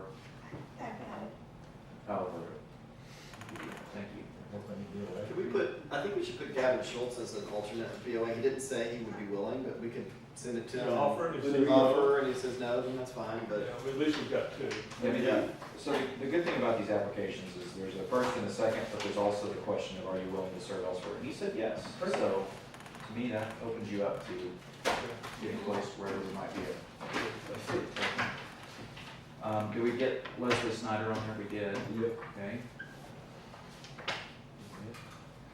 Yeah, she's an What about Laura? She was the very first interview we had. She was on Teams. She has an attendance question. No. We took her off for change. Right, but now we have 2 Board of Adjustment vacancies. Yeah. Y'all do what you want. You mean move her to an alternate for BOA? Yeah. I mean, she missed 50% of the meetings as a sitting board member. I just don't know that putting her as an alternate Would help. accomplishes anything. I mean, if you want to do it, fine, but I don't know. We have her listed on, let's see, P&Z. No, we got her off the board at all. She's been completely taken out. Seems like board of adjustments, you could make that, because you're only doing like 3 meetings a year, maybe. Yeah. And she did have expertise. I mean, it wasn't like Very she wasn't. Yeah, no, it wasn't a question of competence or intelligence or anything like that. It was just strictly showing up 90% of it, some of these things. All right, let's get a thumbs up or thumbs down on her being an alternate for BOA. Yes. I'm okay. Okay, I see more ups and downs, so let's add her in there on alternate 4, please. And I think my big driver for that is I don't want to have a vacancy at the same time we're telling people you can't volunteer. That's true. Okay, that's a good point. Okay, I think that, let's go through a list real quick. So we have, that checked everybody off, okay, perfect. So Laura Weiss, Gavin Schultz, Kendall Patton, Leanne Lowe, Josh Hughes, Mark Dameron, Larry Tucker, Lonnie Blades, Yolanda's still up there, Adam Mosseri, Chance Joe, Tyrone White, and Leslie Snyder. And all those names are up there. What do we, never mind, I see. Perfect. Can you highlight that last vacancy on BOA in yellow or something so we see it as we're. Okay. That's all right. No, That's, it's just an empty vacancy, so if we run into somebody else on a different board where we have extra people, we can consider slotting them in. Okay. Looking at Board of Adjustment and P&Z, are there any objections or concerns? Speak now or forever hold.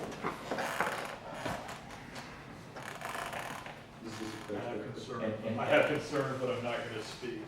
Well, so these are not final until we ratify them at the December 16th meeting. Keep that in mind. So if anything does come up between now and then, that can be shared. And we can also check with Gavin and ensure that he's available to do that.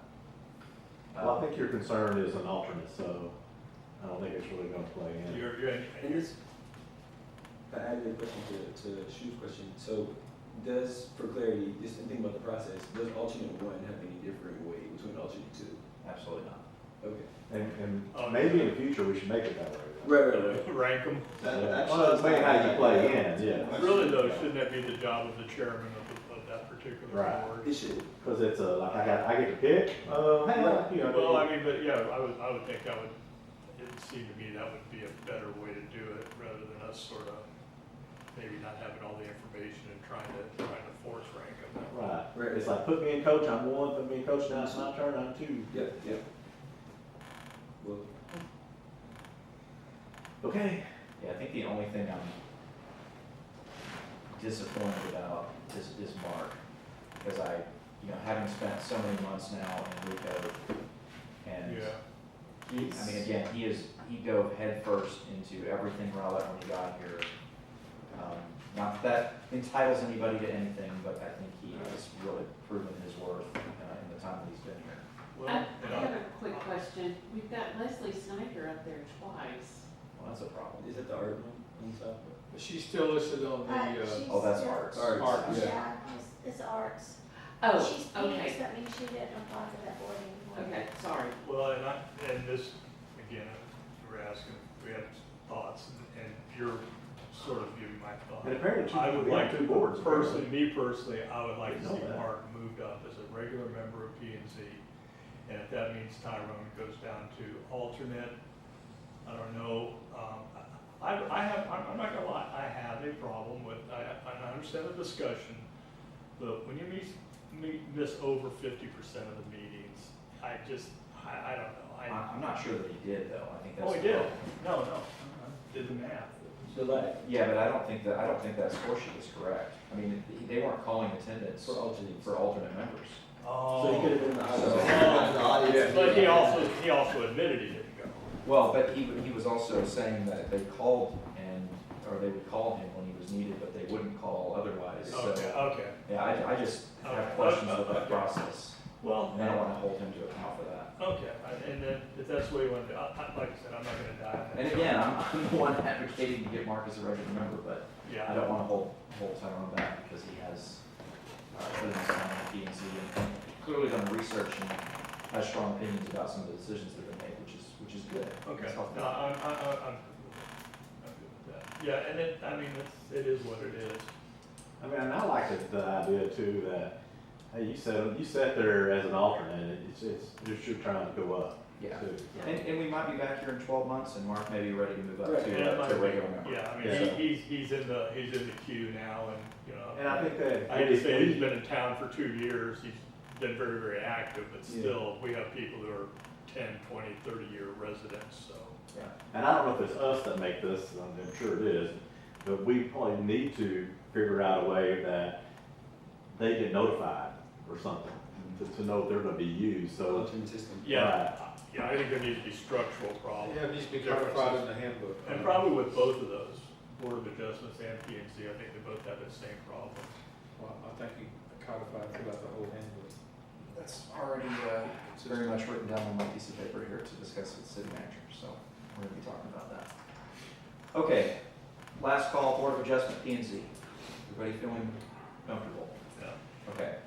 All right, Debbie, let's start at the top with Arts and Humanities and Animal Shelter. Goodness gracious. So animal shelter is mine. I hold them very close to my heart. And we have not done any interviews yet, at all. And I think that's because we have, how many spots do we have open? 3? 4? Looks like you have, You got three, You four, got Sue. regular members coming in. We've got 3 and 4 alternates. Okay, and we had 4 applications. So 3 of the applications, all the names here that are on the right side, are those the applicants? Yes. They're already on the board, they're already on the animal shelter board, so maybe that's why the staff liaison didn't schedule it. I kept waiting for the staff liaison to schedule. And so I would just say that that's all fine and well. do you have any desire to flip either Sue and Beth, or, well, Sue or Sue? Well, No, But I thought the green up there, they did not send an application. Yeah, Green is going away. This right here. Oh, they So you've got, so I actually have 3 Three empty vacancies. spots. 3 vacancies. 3 vacancies on alternate. alternate. No, I think we keep Sue Hartson is currently the chair.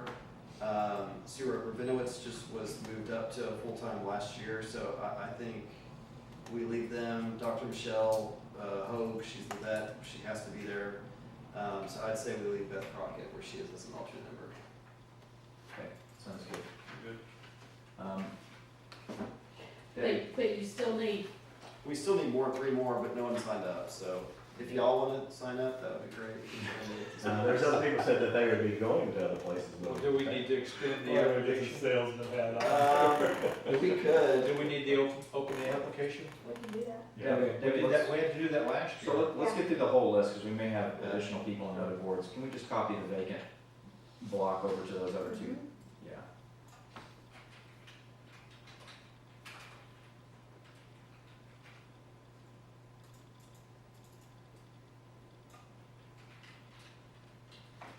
I need to ask, but can you make all 3 of those yellow too? We're looking for slots to fill people if they're all the same color, it'll be easier. Thank you. Debbie's gonna hate me by the end of this meeting. Okay, Arts and Humanities. Arts and Humanities, we are basically going to, where's my list?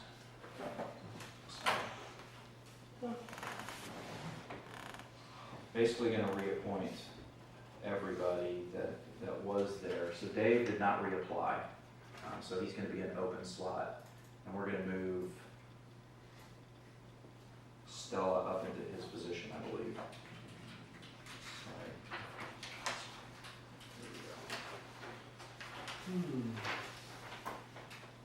Yes. So Christian will be reappointed.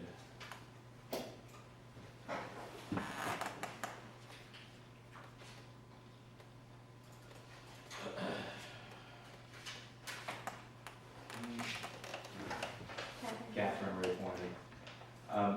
Council, if you saw the email about a couple of outstanding things that a couple people had, one of them was Catherine. I've talked to her, she's working on getting that taken care of, and it should be taken care of before we have our meeting in a couple weeks. Catherine who? Catherine Crenshaw. And Julia stays on too? Yep, Julia will stay on as well, that's a reappointment. Kingsley's a reappointment, so he'll go to 20, but still as an alternate, so he'll go to 26. Lizzie will stay as an alternate and go to 26. And then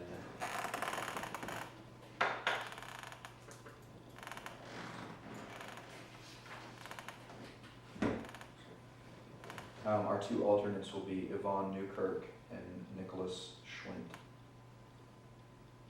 for those two slots, and then that'll fill up the board.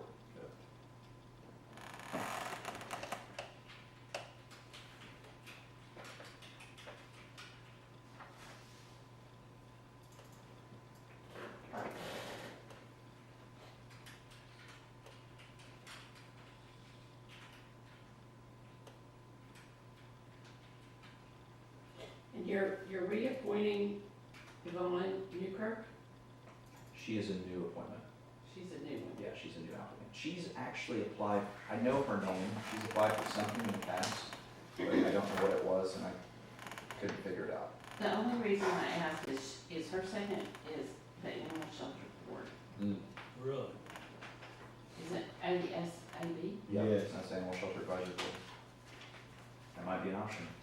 And so Gregory Floyd, who applied for EAP, is also Animal Shelter Advisory Board. Okay, since that's our next one, let's go back up to Animal Shelter and slot him in. And that's his second choice. It is. Okay. Mr. Reeves, do you have any? Nope, that sounds good to me. Perfect, okay. Thank you, Lizzie. Great observation. Yeah. Again, I mean, if people are signing up to serve, like, unless there's a justifiable reason, we really want to give everybody the opportunity to take a swing at it. Absolutely. So hoping to see more names out of the city academy that were on this list. Yeah, Yeah, there was I gave it people the on the best job I library. could. that's kind of my, Well, unfortunately, the graduation, I think, was after the window had Oh, closed. after the window had closed, Yeah, probably. it was. There was a but person on if you the reopen it, library they advisory make a board point of making sure to contact recent graduates. I'm sorry. Sharon Holzer for library, she was a rank number 4, so she's not making the list. But she said she would do ASAB. What's that? Elena, Alaina, Ploski. Which board she applied for? She did library advisory board, Library, okay. and then she said down, we asked them all if they would, they said, yeah. Animal Shelter Advisory Board is Yeah, her number 2. it's on for number 2. Mm-hmm. Let's make it our number one. Now we can. So Elena Pulaski. Did that fill you up? Yep, I think so, right? No, you got one more. I appreciate y'all's help here. And we did have some others that put me in coach, I'm just trying to remember which one it was. Just trying to fill the ranks in here, I like it. All right, so let's jump down to EDAB and take care of that real quick. Yeah, we're just going to reappoint Rhonda Wolf and Tim Abrams. And we do not have alternates on the economic, on EDAP. Well, that was tough. But we did all of the, We did do all interviews. Mhm. At least it did all interviews, only half interviews. Is the chamber, folks staying the same? So those are appointments by the chamber board. They decide who they want to appoint. Yeah, did they, is that? I don't know. I would suspect, I think that Stephen, this is just supposition. He was the past president, so that he may roll off and it may be the next past Jonathan Oh, Armstrong. Jonathan. That's what I was wondering, yeah. I don't know, Tori Owens rolled out too. She may have. I can Could you the check on chamber. that? Yeah, that'd be great. See if they've had any movement. If they haven't, we'll leave those names, but ideally we'd like to get that updated. Okay, that takes care of EDAB. Let's go down to golf. Mr. Shute? Ding, ding, ding, ding. Well, did your animal shelter get off field? I think we have one open. Well, I'm just looking down, Gregory Floyd, he applied for EDAB. We haven't. And the animal shelter. We have one there. Oh, you have, Yeah. okay, okay, I didn't see that. And yet we still have an open slot. Okay. All right, golf. Okay, golf, we are, Craig Ingram, we're removing Craig Ingram. He missed 4 of 9 meetings and did not show up for his interview. Okay. And so we will replace him with Carter Holston as an alternate. And that's it. Everybody else is cool. All right, we'll let Debbie update all of those term dates. And I have to walk out again on that meeting, do the walk of shame for that vote for Mark in there, my brother. No. Walk of shame. Oh, God.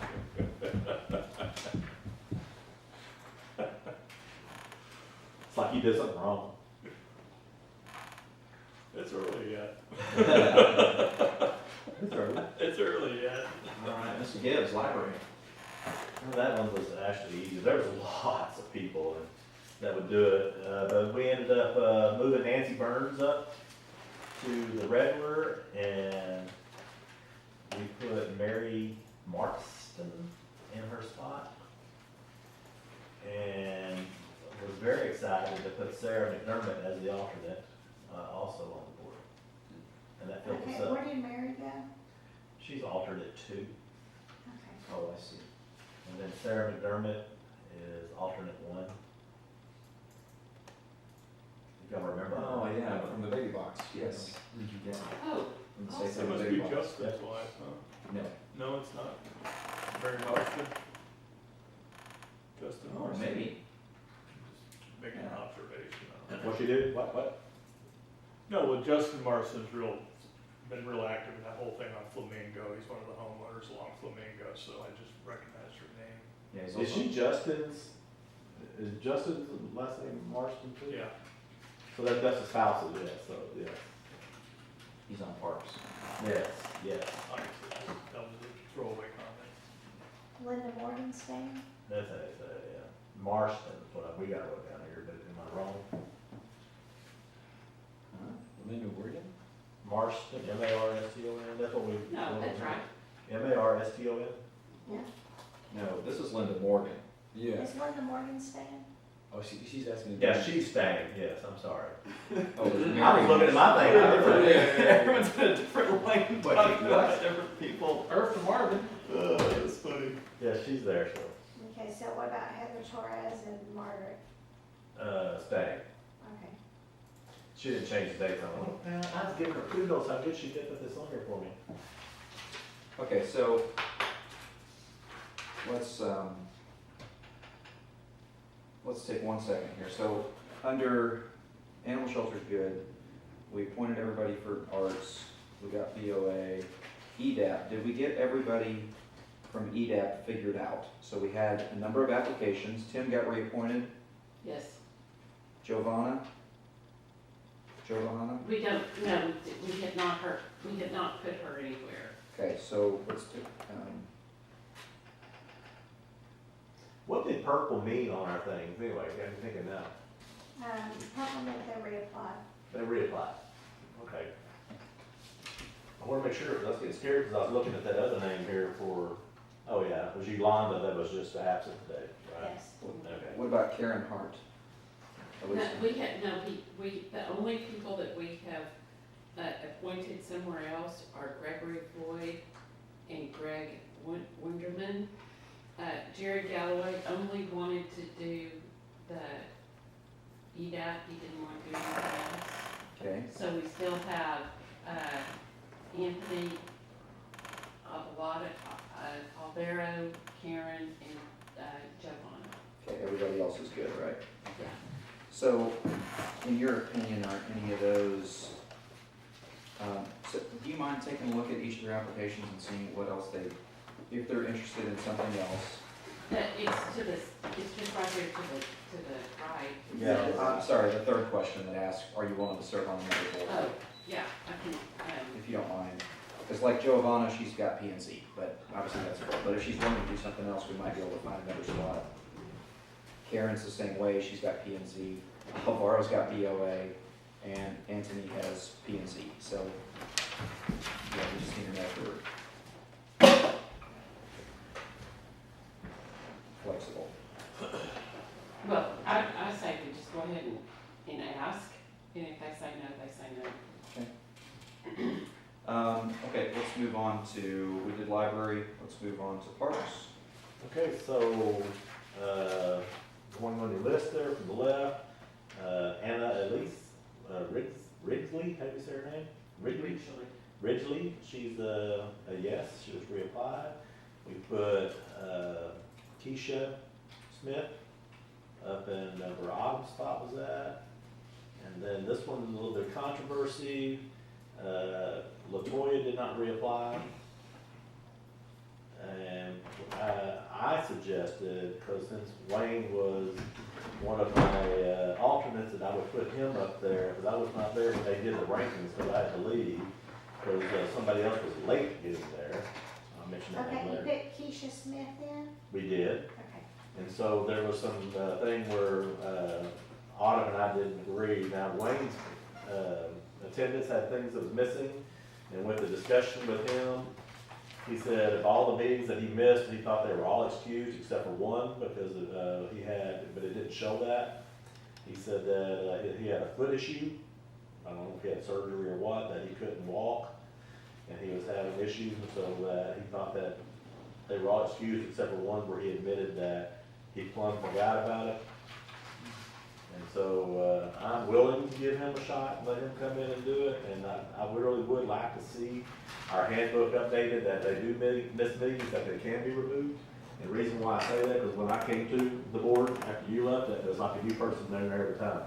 You know, when I would see people show up, and I was like, well, what is this? Come when you want to come, not when you come, or what? Well, you're bringing up something that I've been thinking about, because the handbook does say if you miss more than 3 meetings, that's written in there. But who's doing the excused absences?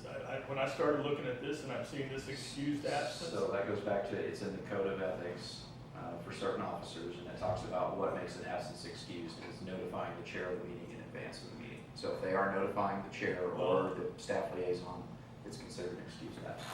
Okay, well, I know in our case, on the golf board, he wrote them as excused absences, but neither Larry Glick nor I were ever contacted, so I don't know if he's just telling Shelley. That is definitely a conversation you should have with your chair or the city manager. Okay, well, that needed a little bit of clarification, because I'm seeing this excused absence, Yeah, and my question is, who's excused? Not everything's just magically excused. Okay, and that was So, the issue. let's have a little peek behind the curtain here, full disclosure moment. This attendance record, I don't know, does everybody have this? Yes, look at it. Okay, I have a multi-page one that has everybody on it, okay? And Oh, yeah. does everybody have that? Yeah. Okay. This document was pulled up in a meeting I was in to look at a particular board. And I noticed that there were a lot of gaps in other boards that it was not being tracked on. And so I asked our city secretary to please get us a copy of this. And I think in the haste of filling it out, if someone was listed as not attending a meeting, it might have just been written down as excused because nobody knew any different. So there may have been boards that weren't tracking the absences. And that may be why we're in the boat we're in, where we can't really trust the information right now.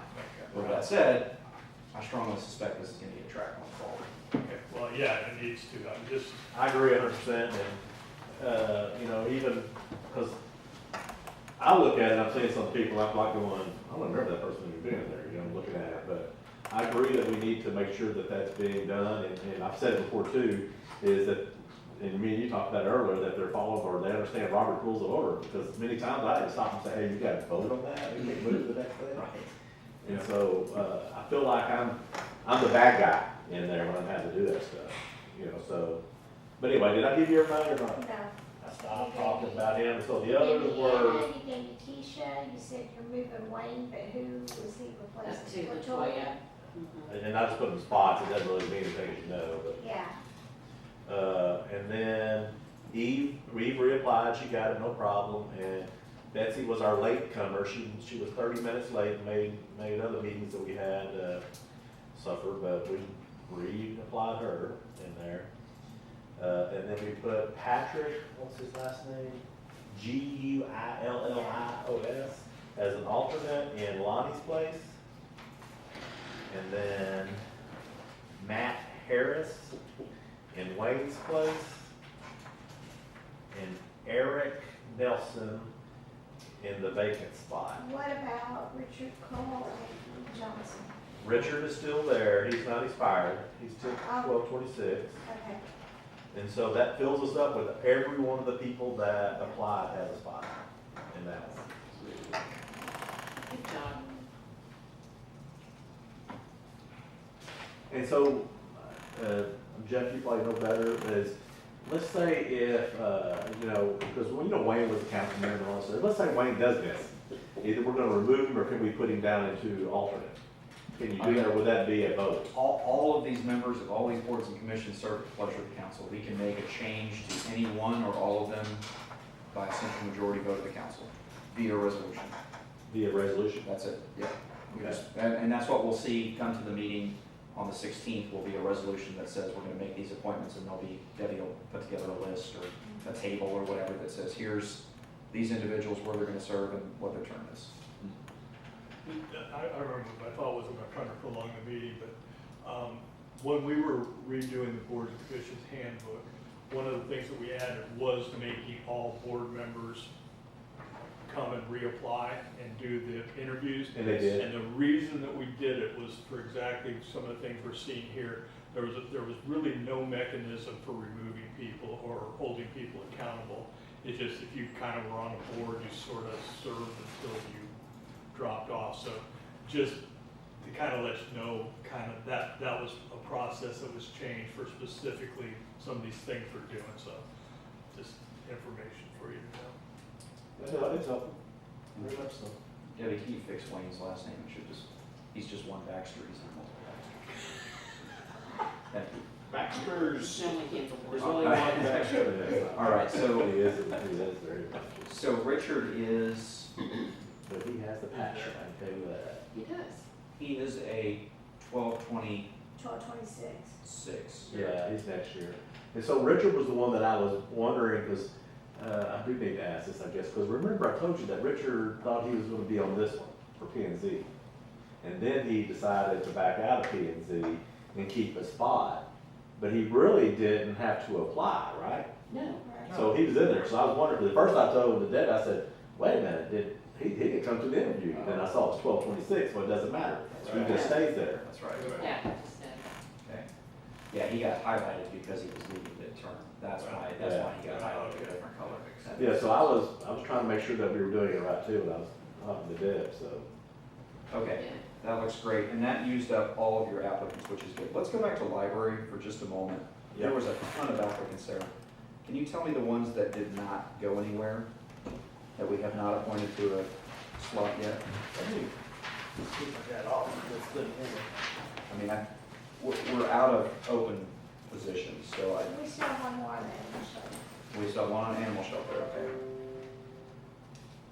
So, okay, Elena Foskey has animal shelter. We have, Is she on that list?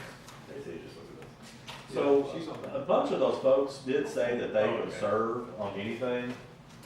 And, because, I was feeling, I don't know if y'all will, when you have that many applicants, you're like, feeling like, and you want to put like 2 or 3 in there, you're like going, well, we really want to put y'all somewhere. And I cannot think of really anybody that said no. So we put, I can't remember her name, the Pulosky, we put her in one. yeah. And then the Poser Sharon, did we put her somewhere? Sharon Kuzar, Kuzar? did she go up in animal shelter? no. No.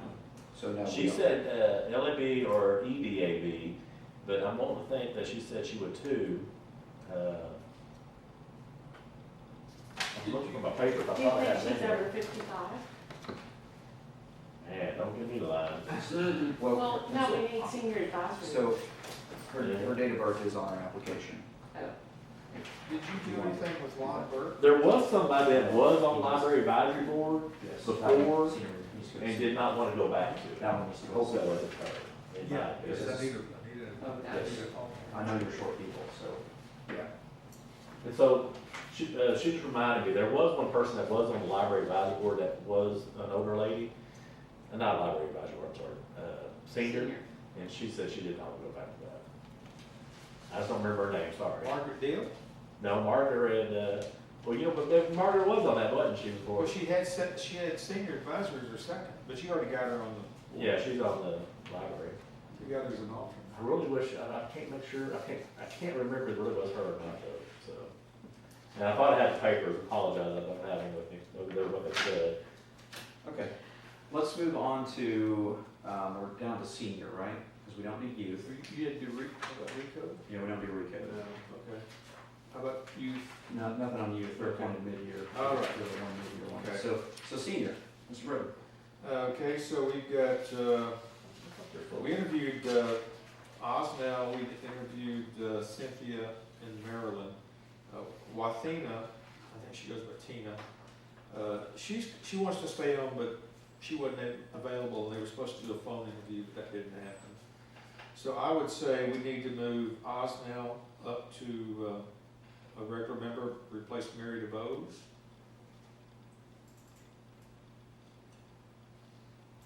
And then I would say move Marilyn Jones Johnson up to replace Marilyn Jordan. And that leaves Cynthia McMillan as an alternate, then I'll be short 2 alternates. Who's taking Virginia's seat? She hadn't come up to 26. Oh. So we had one person that I know pretty well, that Virginia, applied for really? the golf advisory board, who also his second, and we told him he was probably not gonna get on the golf advisory board. Virginia? And he wanted to be on senior advisory board. Say that, did it? I think Virginia resigned. Did she resign? I didn't know that she resigned. Let's find that out. And I'll if, double check. so if she did resign, Mike, do you want to put Cynthia as a regular member? Yeah, I would do that. I would Okay. move the alternates up there. You're talking about, Floyd Crawford. Floyd Crawford? Yeah. Floyd Crawford would need to come on as an alternate. As an alternate. And was that the one you were talking about on the Yeah, golf? yeah, that's, we interviewed him for golf, but Okay. so we talked quite a bit about if he would be willing to serve on senior, and it's on the list, so yeah, he'll do that. Yeah, Crawford. So that would, I'm still short 2 alternates. So, that may be one of those, if we open this thing back up, open it up for the senior advisor as well. I went there and looked, I didn't see, wait a minute. You said Lon Burke, right? Yes, Lon Burke needs to go. Lon The Burke. senior advisory board on there. Yes. Yeah, Lon Burke. And that would leave me one short, because I think I scanned through it, see any other senior advisors. Cynthia's gonna go up to It has a Virginia. Debbie. Do I? Yes. Yeah, that's what I was looking for. Well, I do see Rhonda Wolf. Did we have Rhonda Wolf on there? Rhonda is on EDAP. Okay. I think that's it, so we'd have to, Who gave the presentation, doesn't that to us? On Ozzy. That was awesome. Ozzy, that was Ozzy? and so, On the. we need to confirm Virginia before we move up Cynthia. Yes.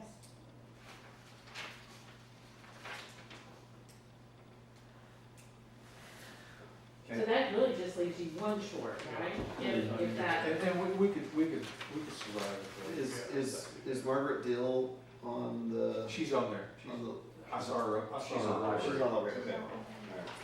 So what happened to Mary, she resigned or what? She's, this time she didn't want to be on anymore. Was y'all all too old or something? Her attendance was very All right, so let's, real quickly, we got one more spot on animal shelter, correct, Debbie? Yes. So we have a lot of names left over.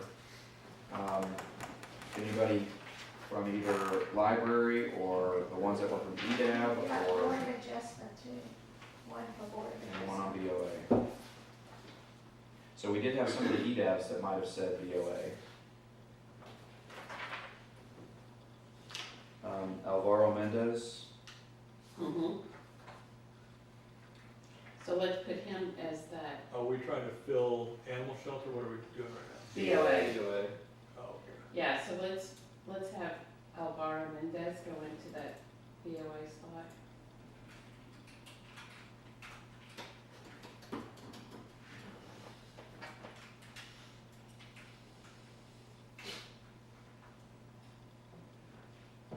okay, and then any suggestions for the last animal shelter? I think either one, Karen, Ms. Avila or Ms. Hart would be fine.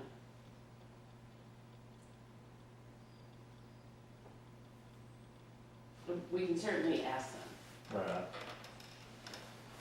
Is Yvonne Newkirk on the animal shelter board already?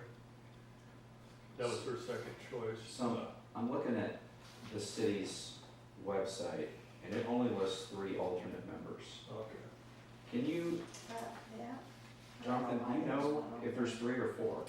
You know, we've never had a full gallery, so I honestly don't know. There's not an alternate number 4 written above there, so I don't know if that should be there or not. There's nothing that says we can't appoint a 4th alternate, unless it's in the Boards and Commissions handbook, but You I think it is. It's just not. It is not. We have a minimum of 2 recommended. If they want to be on Yeah. it, fine, but we don't necessarily need one. Yeah, we did not put a max number. But I think we have one where it has 5 alternates even. Yeah, BOA has 5, Yeah. but that's because we Well, have so much challenge making the quorum. okay. I would propose to just take that back to 3. I think it's been 3, and I'm not sure how we ended up with a 4th slot there, but if it's been vacant all this time. I think that's fine. um, There's never been an issue with quorum. What is quorum for them? 4? Yeah. Yeah. Yeah, before. And the animal shelter board is another board that's statutory, That's right. which is why you see the headers up there as far as who's involved, that's Right. statutory as well. Can we go down to the senior advisory board real quick, one more time? So assuming that, So Debbie, are you gonna reach out to, you want me to reach out to Virginia? I think Shelley's the one that told me that, so let me double check with Shelley. Is that? I think Shelley's the one that told me that he was resign. and so if Virginia has resigned, Cynthia would go Would move to, Cynthia up, and then we That could, Will they have an opening? would probably be okay, but if we wanted to open it up again. so could, maybe Mike, if you could work with Debbie and get the list of other applicants that we aren't assigning to a slot and see if there's any of those that would be willing to do, that would be willing and qualified to serve on the senior advisory board before we go to the effort, to open it back up again. Okay, yeah. I think that would be, and then, if you guys can get that done in the next week, we could have it for the Yeah. agenda or thereabout. And if you don't, let me know, and maybe there's some people I can reach out to as well. If we reopen it or whatever. Sure. Well, we'd have to reopen it for that time. Yes. Yeah. Well, for the EDAB, I've got Miss Avila, Karen Hart, and Anthony Smith that didn't get appointed to anything. That's right, and I've got like 6 from the library or 5, 5, Lombard did get one. But Fiva Finney, Sharon Puzar, Stephen Pruitt Jr., Webster, and Linda Morgan. Yes. So there's several there that didn't get a slot. Okay, council, are we happy with what we have here today? Delighted. Okay, again, this will come to the December 16th meeting for final ratification, and then those appointments will start effective January 1st. Have we scheduled the training yet, or is that? January 31st. Yeah. January 31st. Okay, so There was challenges, but. And then the planning and zoning. Your comment about Robert's You rules shred of order. I do hope that that is something that will cover more heavily in let's- training for new people. Let's go ahead and wrap up. It is, council, anything else on the appointments? Any other questions, comments? Oh, I did that well. Shoot. Kinda. Well, I'm glad that's on video before I adjourn. All right. doing so well. We will adjourn at 8:29 PM. Thanks, everybody. I believe that's on video. Just so you know, 17 to 6. I just love